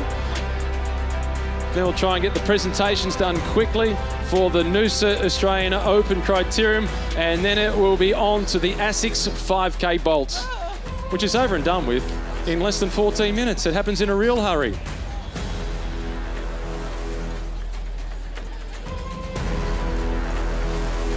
It was so impressive, Nettie. Declan Trezise was playing the team role all day long and finishes it off for the team with a big victory. That's it. He's certainly got a lot of form, hasn't he? With that win at the Sunshine Coast a couple of weeks ago. So I wonder if he's been targeting this one with this crowd, this prize purse. You mentioned some of his wins on international soil recently. Winning form is good form, and he's got plenty of momentum heading into the off-season. Expect some big things from Declan Trezise throughout 2024. Feel like he's just hitting his straps. He's won more than a half a dozen national titles on the track. He's been an Australian under-19 criterium champion. He has a really bright future ahead of him. He won stage 3 in Japan as well this year, the mountains classification in China, and the general classification in China at Poyang Lake. So he has had a formidable season at the age of 21. Spoke to his team manager a couple of days ago who said the key for Declan is for him to believe in himself. Well, I hope he can believe in himself after that. He was super active, closing down the gaps, always towards the front of the race, super hungry, put himself where he needed to be, but he saved it for that final sprint and there was no looking back.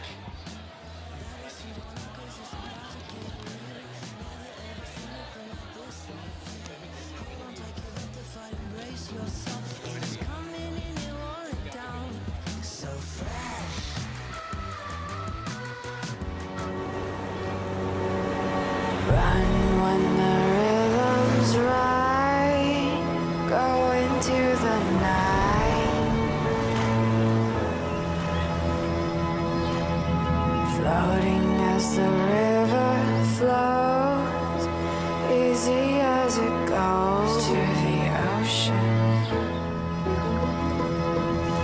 So walk on by, I've got no reason to love you, but I do. Show me colors of the sky, but all I see is gray. You lost me when you lied. I don't ever wanna be a crown, just another prize. It breaks my heart. Lost in the midnight blue, feeling something so new.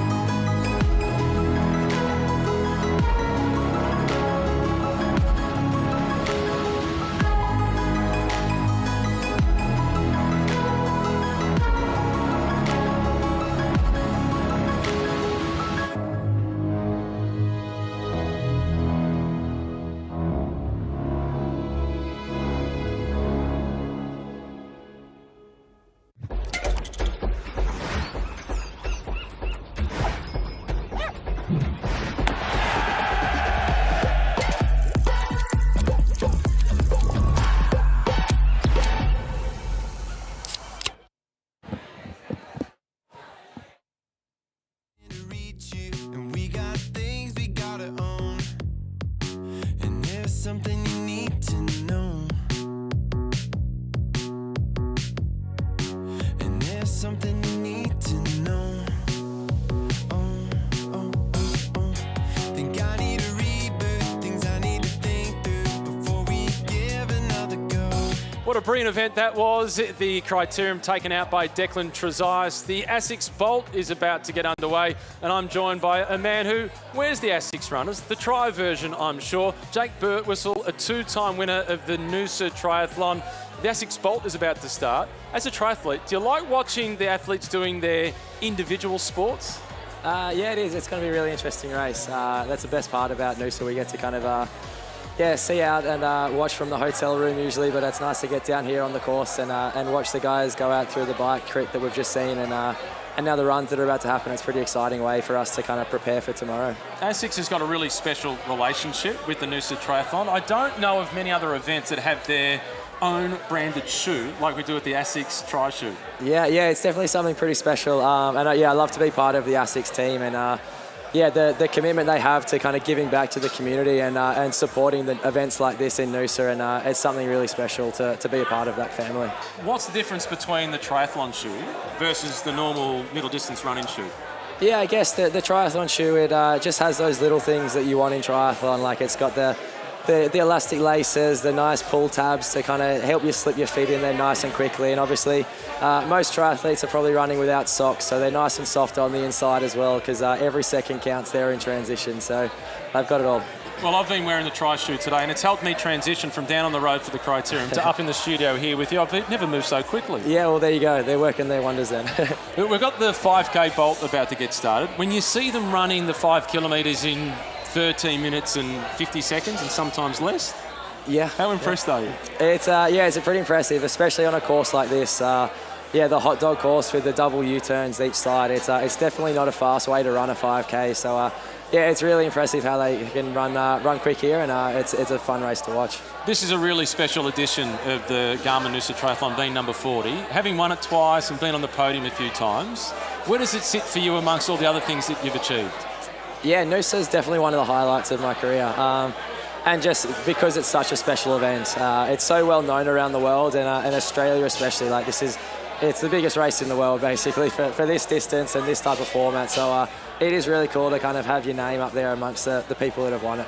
Your bike leg is renowned for being super strong.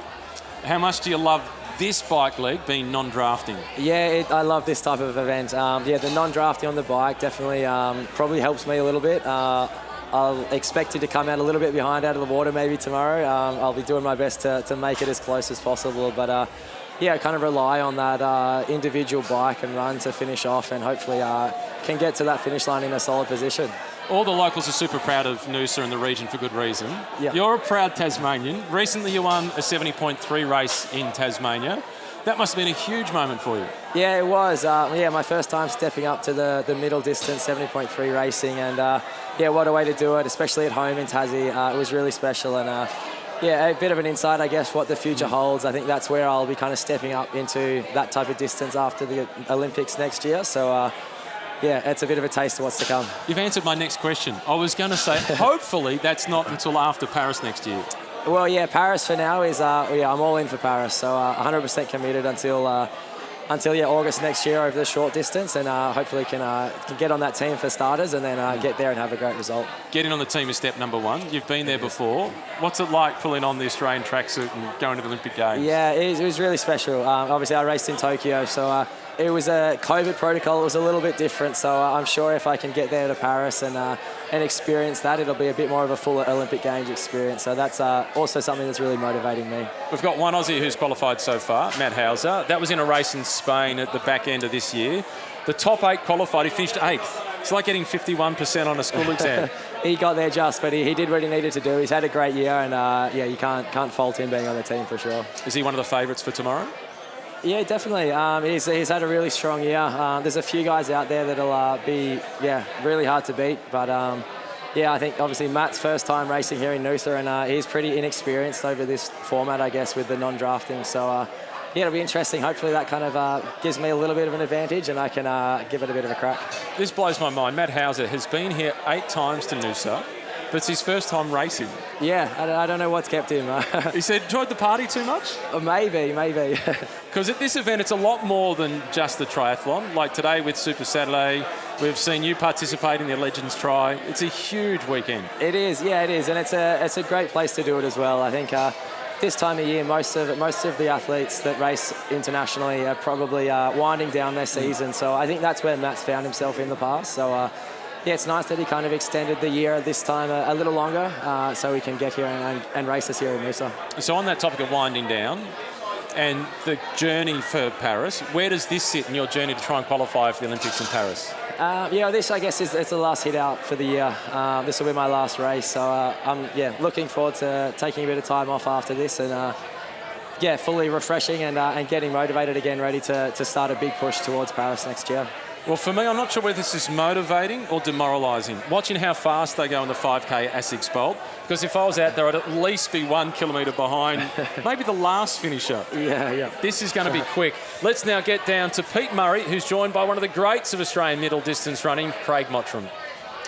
Yeah, well, very, very big thanks to Matt. Ladies and gentlemen, welcome to the Elite Men's presentation for the 2023 Australian Open Criterium. In case Preem winner is the first Preem winner, in the 2023 Australian Open Criterium. He wore 28 today, Ryan Thomas. The second Preem winner in the 2023 Australian Open Criterium, Finn Walsh. And ladies and gentlemen, in third place at the 2023 Australian Open Criterium, he wore number 2. Give it up for Blake Quick.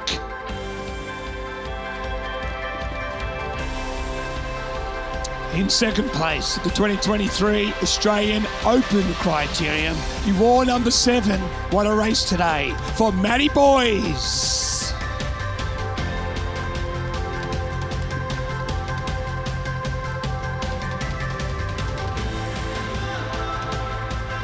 And in first place at the 2023 Australian Open Criterium, what a performance, the 2023 champion, Declan Trezise.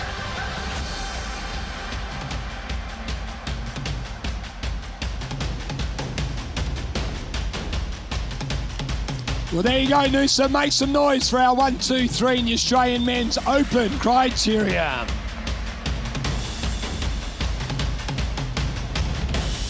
And now for the champagne celebration.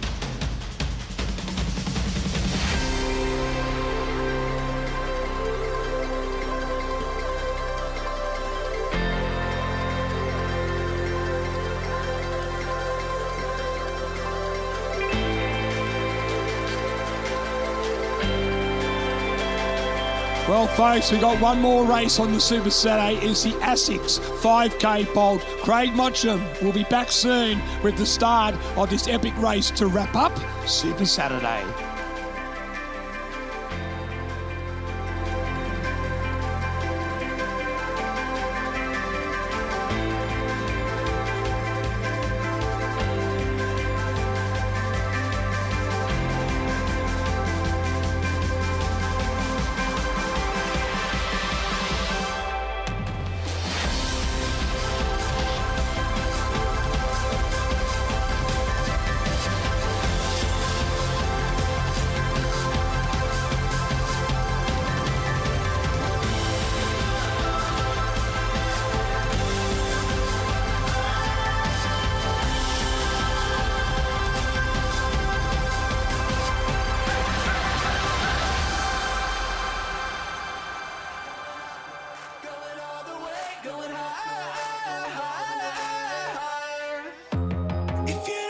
So sound tonight.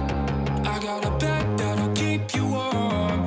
If you got monsters left to fight, I got a love that'll wage a war.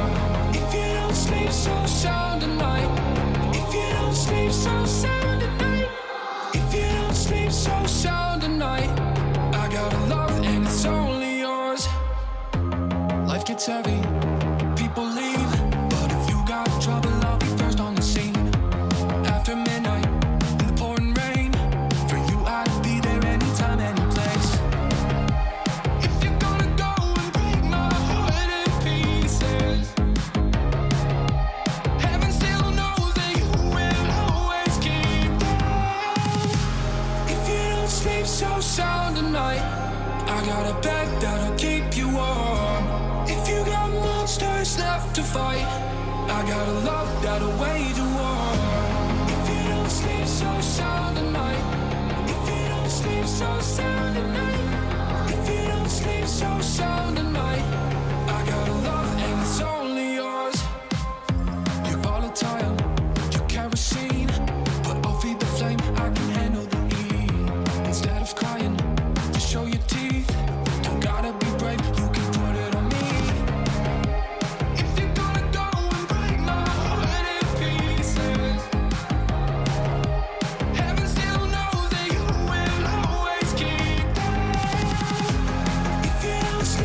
sound tonight, I got a bed that'll keep you warm.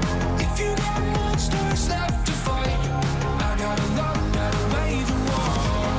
If you don't sleep so sound tonight, if you don't sleep so sound tonight, if you don't sleep so sound tonight, I got a love and it's only yours.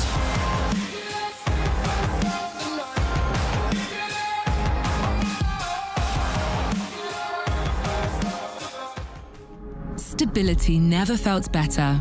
Running long or longer, you can run through it. Steep hills, you go steeper. Adaptive stability and premium comfort. The Gel Kayano 30 shoe. Nothing feels better.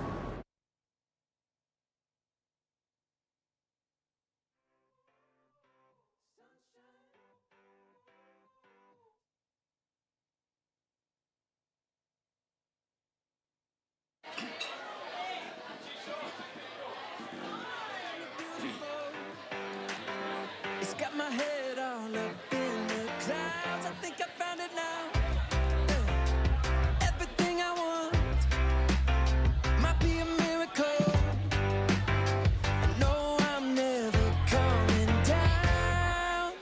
I don't gotta worry about a single thing. I can feel the light coming down on me. Sunshine on my face. I got sunshine. Try and we'll see our start list. Some of the best middle distance runner in Australia right here. Cameron Myers, a late entrant, will take on our defending champion in Jack brainer. We've got Zach. We've got also a host of athletes on the men's side. On our female side, well, it doesn't get much better than some of the best female middle distance runners in the country, and they've come to Noosa for one reason: to win the outstanding and the epic ASICS Noosa Bolt. 5 kilometres is the distance, and you'll see some of the fastest runners in Australia right here on Noosa Parade. Joining us in commentary also is the legend himself, the man who ran on this course 13 minutes, and 42 seconds. He's Australian middle distance 5K champion.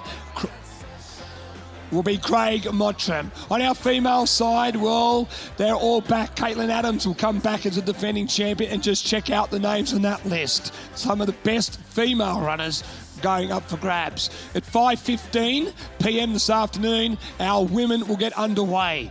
2 minutes at 5:17, we'll see our men.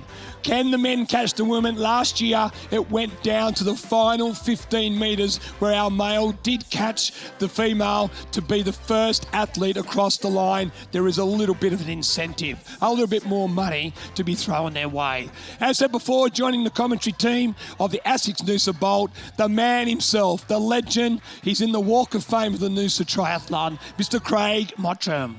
Thank you, Pete. It's great to be back at Noosa. How good were those bike races? Well, we've got 5 minutes now, ladies and gentlemen. The crowd is building down here near Hastings Street as we prepare for the ASICS 5K Bolt. We've got last year's defending champions in Caitlin Adams and Jack Rayner with me. Caitlin, let's start with you. Ladies first, as always. Not a surprise win last year, but a fantastic win last year. You've been in good form all season. You've been off representing Australia at the World Road Running Championships. You're coming back to Noosa. What can we expect today? Expect another hard race. I'm really excited to be back here and representing my team and my sponsor ASICS, and it's always such a fun event. The crowd is always so electric, so I'm really stoked to be back, and hopefully we go back to back, and I know Jack's probably thinking the same thing. He's probably a bit more than back to back, but yeah, I'm looking forward to it. Fantastic, and this is the first time the ASICS Bolt has been on as the premier last event of the carnival today. The weather is much nicer, it's not as hot, the wind has settled. Can we expect fast times on the course today? It's always a hard one for fast times because of the heat and the turns, but look, we'll see what we can do. All right, well, good luck. Get over to the start line. And then we've got the legend, Jack Rayner, still got the moustache. It is November, so is this part of November or is this just sticking around for good? Oh, I think it's sticking around for good. I shaved it off last year, a bit past November, but no, I think it's, yeah. Well, I think it suits you. Now, you've been one of our premier distance runners in the country for many years for a range of distances. You've won over half marathon, 10K, 5K, both road and track. You won it last year. You went for the record last year. You missed it by about 12 seconds, I think, from memory. What do we see today? Yeah, it's a bit nicer weather than last year, so yeah, good conditions for fast running, but I'm just keen to race it this year.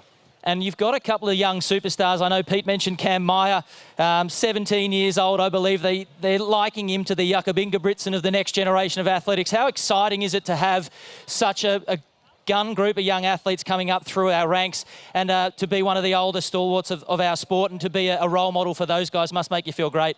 Oh, without a doubt. I think I was looking at results last time and I looked up 2014. I was back here when I was, 18 years old. And I'm like, wow, I've come a long way since then. So it's good to see Cam killing it at such a young age. So I think, yeah, he's got a big career ahead of himself. Well, don't look at the results too much because they're bloody terrifying. But let's get it back over to the start, Jack. Let's wish him all the best, Noosa. We got about 2.5 minutes, guys, before we get underway for the ASICS Bolt. 5:15 official start time. It's a couple of hours later today, which is fantastic. It gives those athletes that are ready to run and run fast the opportunity to go out and actually attack the course. Now, the course here today, ladies and gentlemen, is 200 metres. They start up near the Garth Proud Bridge. They run 200 metres down to the finishing arch in front of the VIP tent. It's a bit quiet down there for me, Muzz, but I'll make my way down after the start and we'll get those guys firing and ready to go. Once the athletes go through the finish line, they have 4 laps, 4 1.2 kilometre loops to do. It's a U-turn at either end, a sausage-shaped course. They go up and over the Garth Proud Bridge 8 times in total. It doesn't seem like much. We're standing here at the moment at the start. It doesn't seem like much, this hill, but I can promise you I've run here a few times myself, and it does become part of the race. This hill does play out in the latter parts of the race, and it does feel more than about a 5 metre elevation, which I think it is geographically, but they will go, and they will go hard, and the U-turns obviously at either end make this a bit much like a fartlek competition. So the girls are making their way up to the start line. They have a 2-minute head start. Girls, you got 1 minute before we hear the siren. The girls are going to go off 2 minutes before the boys, and we're going to watch, see whether the boys can hunt down the girls here in Noosa for the ASICS Bolt. I'm predicting 15:50, 16 minutes for the girls, 13:45 to 13:50 for the boys, so I think it's going to be close. I think it's going to be really close. We've got last year's defending champion in Caitlin Adams, who will be hard to beat. We've got Sarah Billings, we've got Zoe Buckman, we've got plenty of others in the women's side. We've got some steeplers who are coming up here to test their form on the road. 30 seconds, guys, before we get underway, and then in the men's field, I'll come and talk through them once we get the women underway. 20 seconds. They're making their way to the start line now. As I said, they go down the finishing line, through the VIP area, do a hard left U-turn at the roundabout, back over Garth Proud Bridge, U-turn at the other end, and they do that 4 times. 5, 4, 3, 2, 1, and away we go. And Emma's had a bit of a break. Emma Maney, the marathon champion from Melbourne, got off to a bit of a flyer there, but we won't worry too much about that.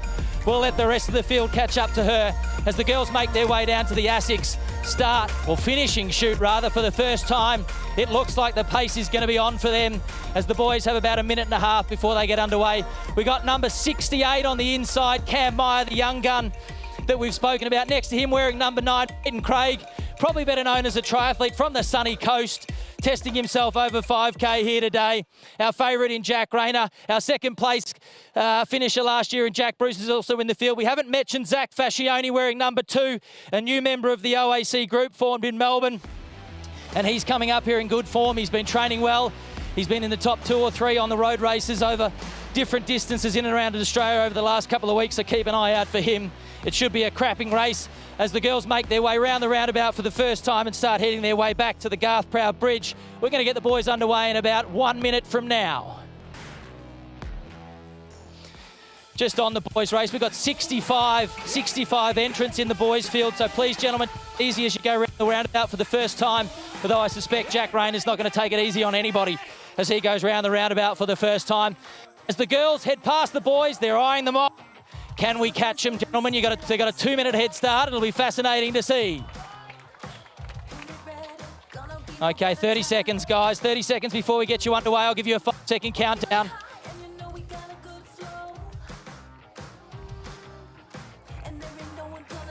One I haven't mentioned, Pete, is Jude Thomas, who's just sitting in behind Jack Rayner here at the start. I would imagine he's going to be one to watch as this race unfolds. We've got 10 seconds, gentlemen. I'll count you in, and then my way down to you, Pete, and I'll join you at the finish line.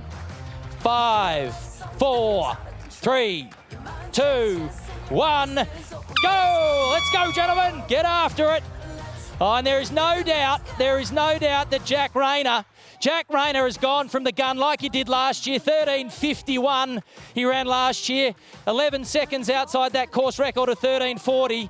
I would suspect he is on for that today. He will see the weather is good, there's no wind, it's 2 hours later than it has been, and Jack Rayner is going to hit this one from the gun. Pete, I'm going to come down to you if you wouldn't mind calling from the screen for 1 minute. I'm going to make my way down to you. I'll see you there in a minute.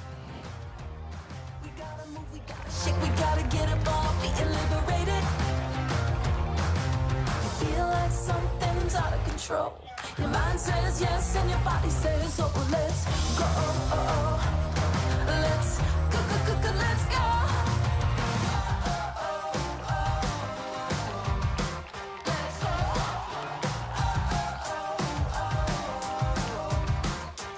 All right, and they've just passed me for the first time. Jack Rayner is on the front. Is there any other way for Jack Rayner? Come on, ladies and gentlemen, get around him. Jack Rayner's probably going to be running well under 14 minutes, probably under 13:50, may even be a course record today. Sitting closely behind him is Zach Fascioni, and then the young gun, Cam Meyer, sitting in third, and Andrew Waring in fourth at the moment. They were my top 4 or 5 picks for the race today, and you can see in the guys there on the screen, it is single file already as they make their way over the Garth Proud Bridge. It is on, ladies and gentlemen. And in complete contrast, the women, as they're making their way back down towards us here at the finish line, they are bunched up at the front, which to me indicates that the pace is not necessarily on. We've got Zoe Buckman on the outside. We've got Caitlin Adams on the inside. Sarah Billings following those two in third. And then we got Gemma Maney. Gemma Maney fresh off her win at the Melbourne Marathon a couple of weeks ago, just testing out the legs as they make their way through. They make their way through the Asics Arch. They have 3 to go, the ladies. Come on, you guys in the VIP. You're heckling me. Let's get up and about. Come on, Lutzi, let's go. Let's get these guys up and about as the girls make their way through the finishing arch. Zoe Buckman just taking it nice and smooth on the front. She's had a little bit of a hiatus, actually, from the sport, but he's obviously in good nick, and you can see, Pete, Jack Rayner pouring it on up the front, round the far end for the first time.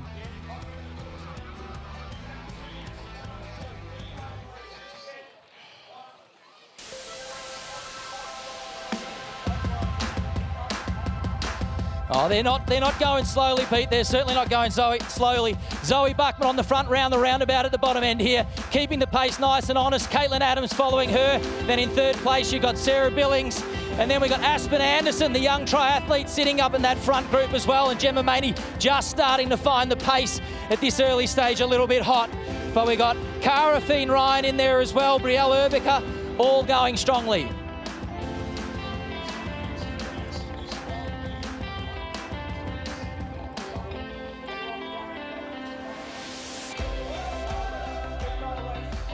They're moving beautifully through the huge crowds. How big are the crowds? And we can see the Jack Rayner just going over the start line for the first time, 1.2k into this race. And Caitlin Adams just starting to take it on, wearing number 71 over the Garth Proud Bridge. You can see an injection of pace there using that bridge. We spoke about it at the start. That bridge is going to come into play in the latter parts of the race. And Jack Rayner doing exactly the same thing as he makes his way down to the finishing arch. The boys have got 3 laps to go as Jack comes under the arch, looking very strong. And Cam Meyer is the young 17-year-old from Canberra, likened to be the young Ingebrigtsen of our sport, is leading that second chase pack as they go around that bottom roundabout. Now, he is an impressive young man, has been phenomenal over the shorter distances, and is leading that group behind Jack Rayner. Jack wearing number 1, and Pete, he means business today. He is going out, and he is going out hard to try and break that record. Craig, unbelievable sub 3-minute kilometres. They're running around a 2:45 pace. Brendan Sexton coming on through, but the pace is on. This is what it's all about. The Garth Proud Bridge will be a big influence on this race. And you can see the field as the field on the way out going through that Asics marquee there. Phenomenal as the girls make their top end turn. They are making their turn at the far end of the course, and then they're going to start making their way back to us. All right, the 3 we have up there, we've got Caitlin Adams, we've got Zoe Buckman, and we've got a group of 3 that are away clear in the women's, and Jack Rayner over the bridge on his way out. He's got his eyes on the girls, I reckon, Jack Rayner. He is going out after them, and he will be running strongly as we get another look here at the girls. We've got Caitlin Adams. We've got Zoe Buckman, all looking strong. Zoe, for me, Pete, looks very good. She's a bit of a dark horse in this one. I may not have picked her as one of my favourites, but has represented Australia at the World Championships, at Commonwealth Games, mainly over 1,500, but she may be moving up in distance and will be one to watch. She is looking very strong. She is on the left of screen there. Caitlin Adams, wearing number 71, is last year's winner, and they are looking strong, those girls, as is Jack. Look at him with the sunnies on, the moustache. He's looking good. I tell you what, he's taken this race right from the start. There was no holding back. As soon as that gun went, he went straight to the front and is not looking back at all. But you did say Cameron Meyer, he entered the race literally half an hour before it started. Mate, I spoke to him and his agent as they were making their way up the highway. We didn't even see him on our start list until half an hour ago, but he obviously knew what he was doing. Apparently he'd been a little bit under the weather over the last few weeks in training, but has been in good nick clearly, and he's on today and ready to run a big 5k PB. Yeah, Craig, also $2,500 up for grabs, so 13 minutes of pain, but I tell you what, a bit of reward, $2,400. Well, for 14 minutes, if you break that down to an hourly rate, it's not bad, Pete. So the guys are going really well. We've got Cara Fien in the girls there. She's just sitting in third. She's looking good. She's got the white shades on. She's looking very strong. She's better known as a steepler, but maybe that strength will come and help her in the back end as they make their way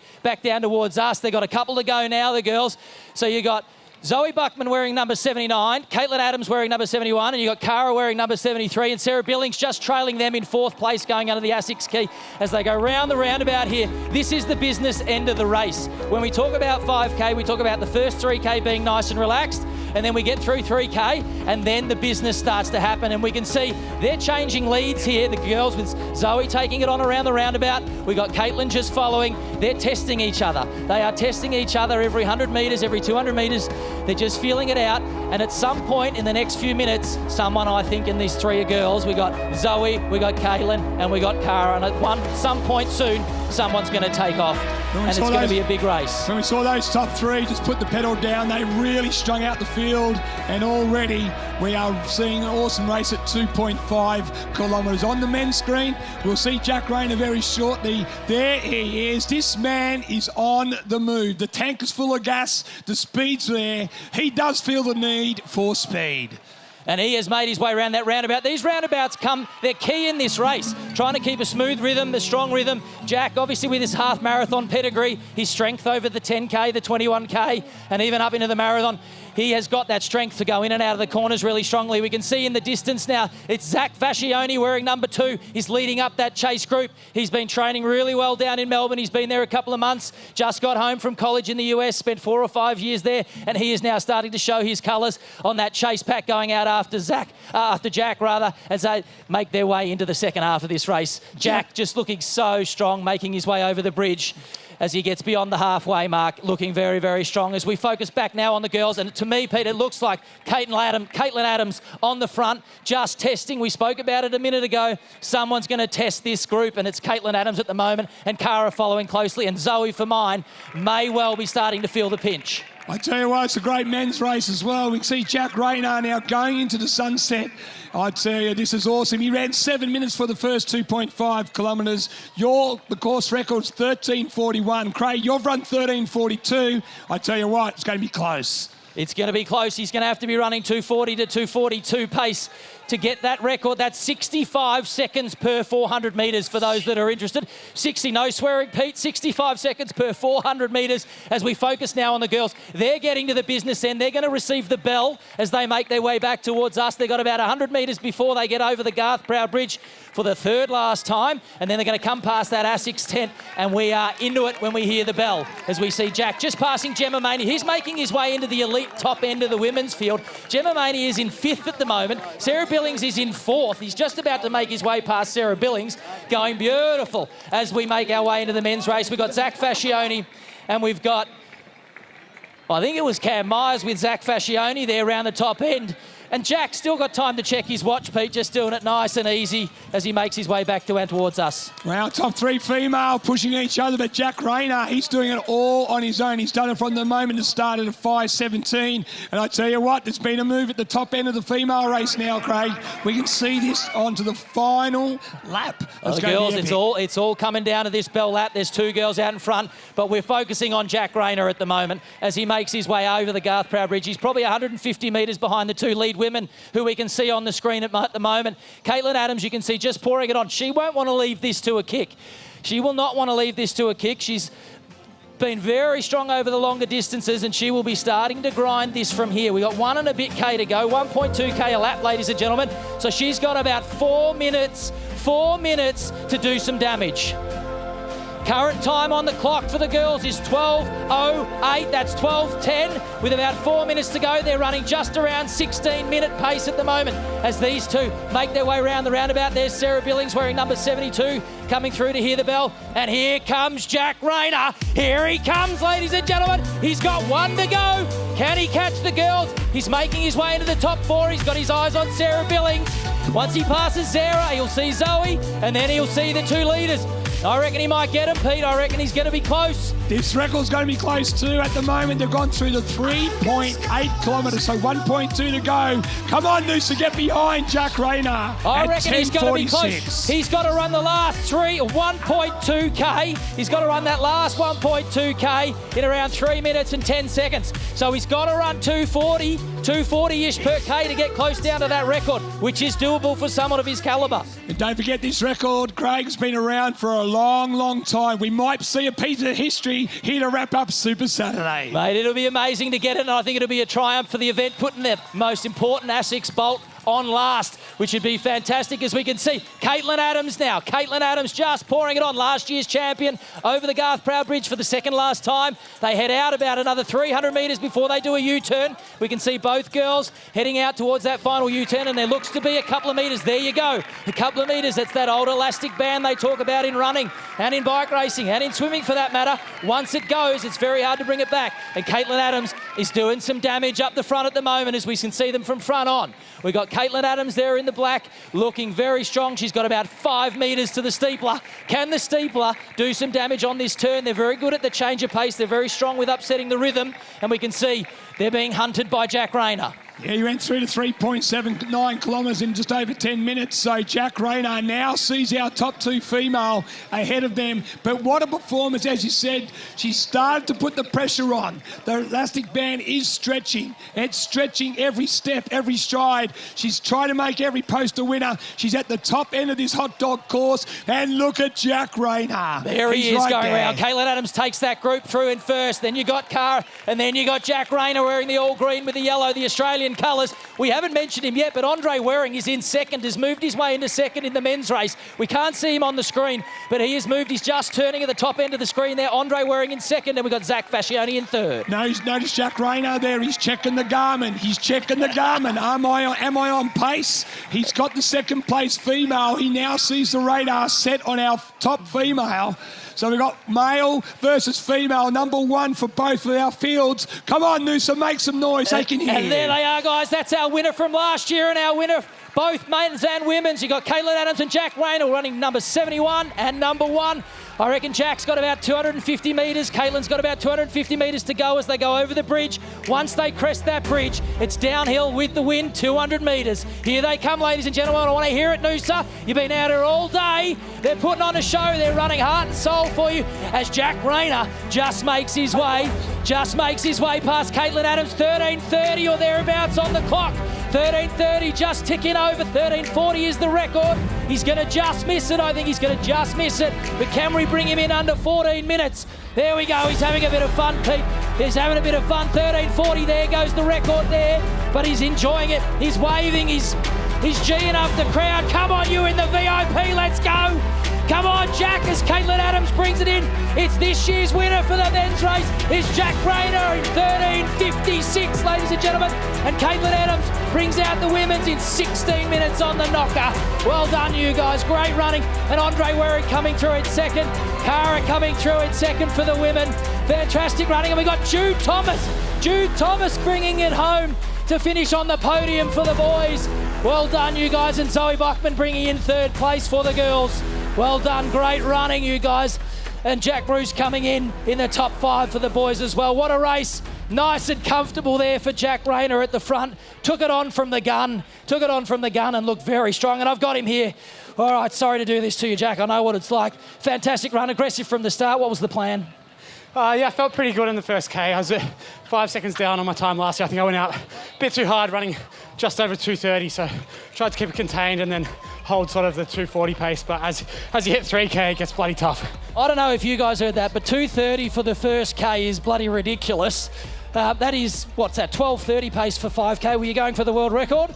Not quite, no. It's just, get a bit of a downhill tailwind. It feels like you're going a bit easier than what you are. That's what the crowd in Noosa does. I think you get up here and the adrenaline is going. We saw you checking the Garmin watch. Were you looking for particular splits? I was just checking my average pace, making sure it was like low 240s. But yeah.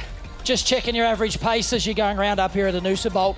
Fantastic run. Our winner, Jack Rayner, well done. And we got our female winner, Caitlin Adams, back-to-back. We spoke at the start. You wanted to go back-to-back. What was the plan?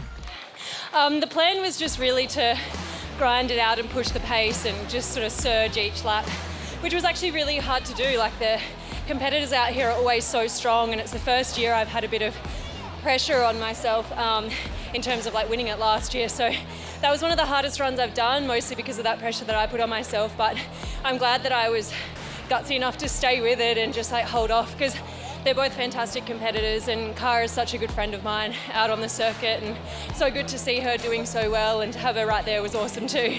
Absolutely, well done. And to have the three of you, Zoe and Cara and you, going turn for turn at the front was phenomenal. Fantastic race. Congratulations. And that wraps up the ASICS Bolt, ladies and gentlemen. The last event of Super Saturday down here in Noosa before we get underway with the main event, the triathlon tomorrow. What a brilliant result. We had over 30 women in the field, 65 men. Well done to all the athletes. And I'm going to throw to Pete and Matt to wrap up this amazing day. Pete, Buster's got so much momentum. He's just a bit... Are you going to go and start running here, Craig? Oh, both my cars are gone. Matt, that's not going to happen for me. I've lost my voice, but I'm not. No, I won't be running. Calf is gone, voice is gone. He's going to head over and get the presentations underway. Pete, that was a brilliant race, and I love the system with the 2-minute gap, the women starting and then the men starting, and Jack Rayner and Caitlin Adams coming across the line almost together. I tell you what, I think half of Noosa Maddie was right behind Caitlin Adams to try hold off the challenge. She almost done it, but what about this? The first time ever on Super Saturday we've had the 5K ASICS Bolt as our final event, and check out the crowd. I think it's a win. Yeah. I love having the ASICS Bolt as the one to finish it on. It's the big crescendo, and the athletes that we had in that Bolt. And I got a text message yesterday from Craig Mottram saying that Jack Rayner will take it out right from the very start and try and blow everybody to pieces. He blew everybody to pieces. He took the win with a time of 13:56, and then looking a little bit further down the list, he told me about Cameron Meyer. Meyer's finished in 8th position, but he was sitting in 2nd and 3rd spot for a long time, and he's just 17 years of age. He is a really bright prospect for the future. Oh, our sport is in very good hands with that youth coming on through, but I really love the way that Jack Rayner, as soon as that gun went, he said, see you later, catch me if you can. And you could see the difference between him and everybody else. And then in the women's race, Caitlin Adams in that fight once again, all the way through to the finish line. It was only a 7-second gap that she had in the end, finishing with the perfect 16-minute run, and back-to-back wins, outstanding. Yeah, 2 from 2, and of course you'll be back for the trifecta in 2024. What a Super Saturday. And the run, you can put it into context as to how fast that is. And Craig Mottram has spoken about how quick those athletes were. Let's not forget that Craig Mottram, he holds the Oceania record for 5,000 metres. 12 minutes and 55 seconds. It's 15.5 seconds per 100 metres, or 62 seconds for every lap of an athletics track. Phenomenal. And he is just about ready to go with the presentations. He's not there just as yet. We'll get down to the presentations shortly. Stick with us on Super Saturday. It's just the presentations for the ASICS Bolt to come.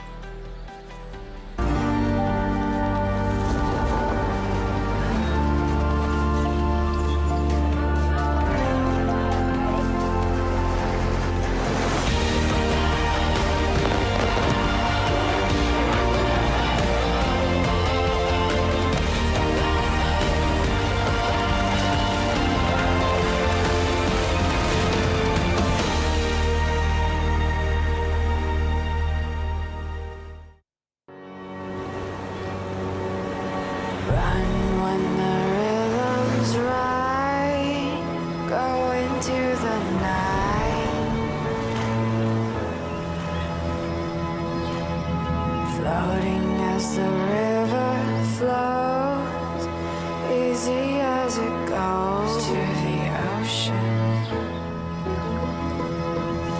So walk on by, I've got no reason to love you, but I do, I do, I do.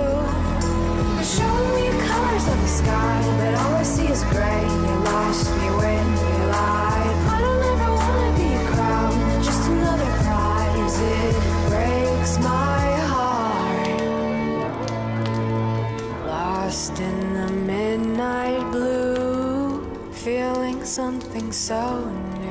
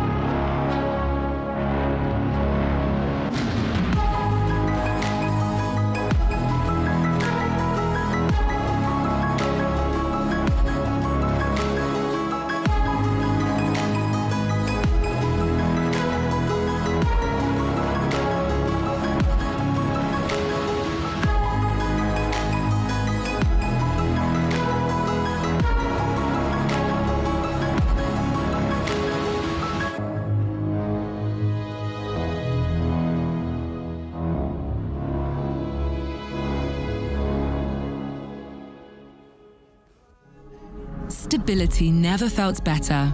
Running long or longer, you can run through it. Steep hills, you go steeper. Adaptive stability and premium comfort. The Gel Kayano 30 shoe. Nothing feels better.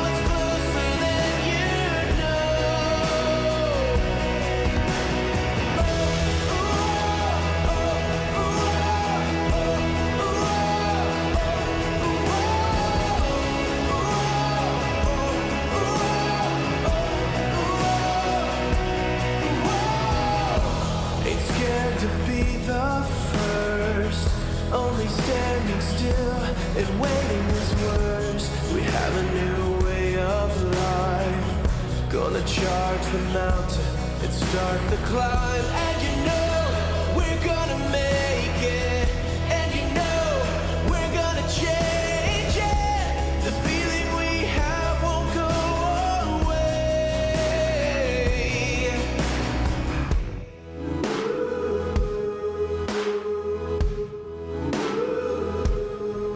To close out Super Saturday, the adrenaline has finally calmed down with Craig Mottram, and he can speak once again to get us underway with the presentations for the ASICS Bolt. Buster, it's over to you. Thank you, Matt. Ladies and gentlemen, welcome to the Elite Men's presentation for the 2023 ASICS Bolt. We have presenting the prize money envelopes will be Jeff Meyer of Ironman. Presenting the flowers will be Liana Ali, also from Ironman. And in third place, the fast finishing Jude Thomas in 14:15, ladies and gentlemen. In second place for the 2023 ASICS Bolt in a time of 14:05 was Andre Waring.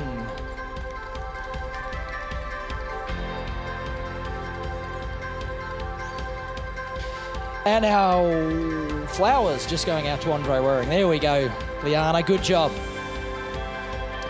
And our first place and back-to-back winner for the 2023 ASICS Bolt in a time of 13:57, just dipping under 14 minutes, Jack Rayner.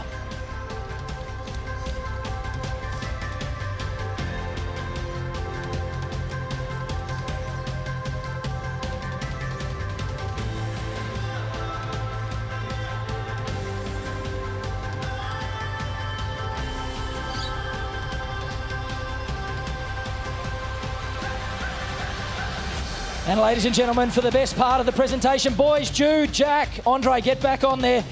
The champagne, here we go. This will test you. Ladies and gentlemen, your 2023 ASICS Bolts winners, second and third place getters, Jack Rayner, Andre Waring and Jude Thomas.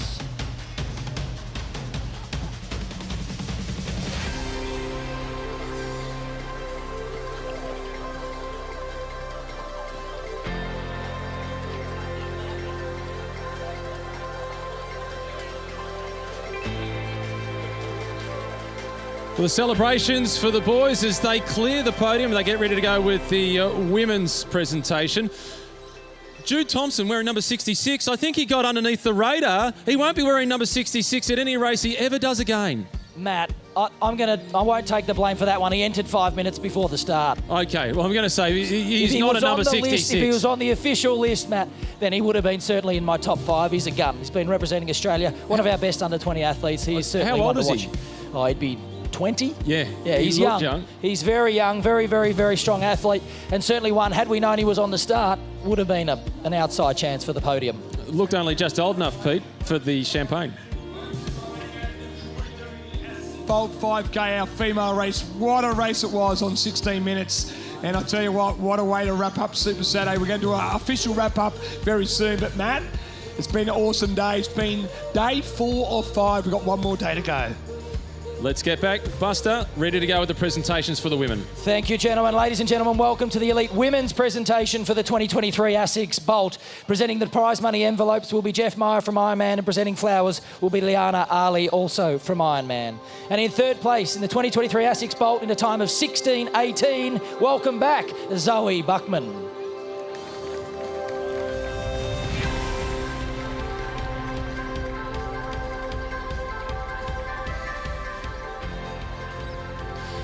In second place at the 2023 ASICS Bolt in a time of 16:08, the steepler, Cara Feen Ryan.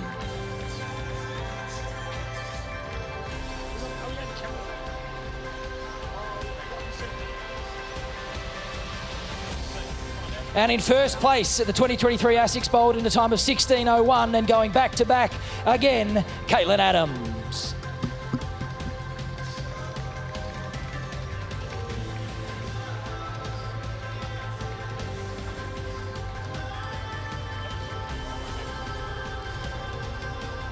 Ladies and gentlemen, there you are, our three place getters in the 2023 ASICS Bolt for our women, Caitlin Adams, Cara Feen Ryan and Zoe Buckman.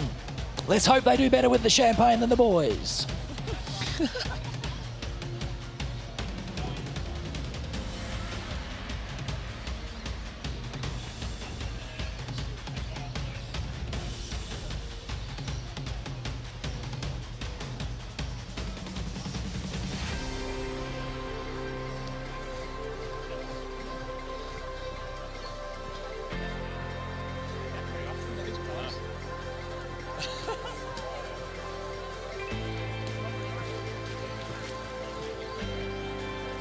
All right, there you go, ladies and gentlemen. Congratulations, Caitlin, Cara and Zoe. All right, that wraps up the ASICS Bolt for 2023. What a fantastic event. Back to you in the studio, Matt and Pete. Thanks, Craig. It has been an outstanding Super Saturday, Pete Murray. Really enjoyed getting it finished with the ASICS Bolt. For the first time, the ASICS Bolt closing out Super Saturday. It's been a great day's racing. But tomorrow, Sunday morning, that's the big day. Our broadcast kicks off at 5:45. The racing starts at 6:15. Yeah, right on Noosa Beach. We've got the best male and female athletes in the world right here. On the men's field, we've got Hayden Wild from New Zealand. A lot of talk. Matty Hauser, Jacob Birtwhistle. On the female side, everyone's got their fingers crossed. Can Ashley Gentle make it 10 wins here in Noosa? Yes, she can. She stepped up from the Olympic distance to do the half Ironman and the longer distances, but this is her home. She is the master. She's the queen of Noosa. She's aiming for number 10. She won her first one, didn't she? Number 30. So wouldn't it be fitting that number 40, it's her 10th victory? Surely. Yeah, and she might do it right here at the Garmin Noosa Triathlon. Celebrating 40 years, all the action tomorrow, race day Sunday. Can't wait to get it started. 5:45 Queensland time is when the broadcast kicks off. The racing starts at 6:15. And in addition to all the elite athletes that will be racing for that big prize, good luck to all the age groupers that are out there just trying to make the finish line. Thanks for joining us for Super Saturday. We look forward to your company for the 40th edition of the Garmin Noosa Triathlon, which gets underway tomorrow. And of course, Noosa Tourism, Tourism Noosa, Queensland events as well. Visit noosa.com.au. If you want to plan a holiday, that's the way to go about it. Thanks for joining us. We'll see you again tomorrow.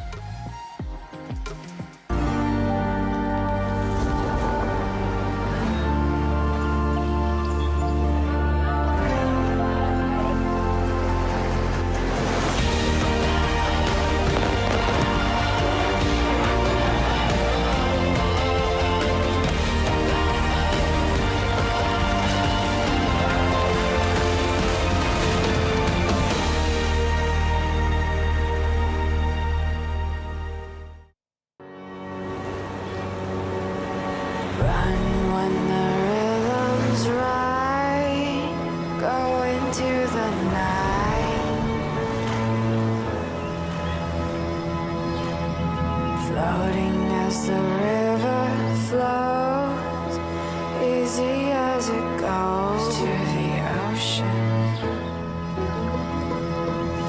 So walk on by, I've got no reason to love you, but I do, I do, I do.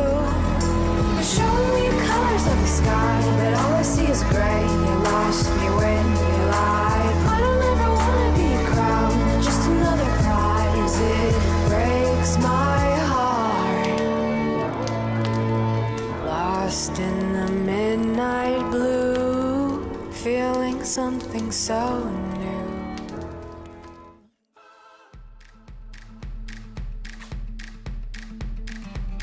my time kept in a prison, too scared to dream.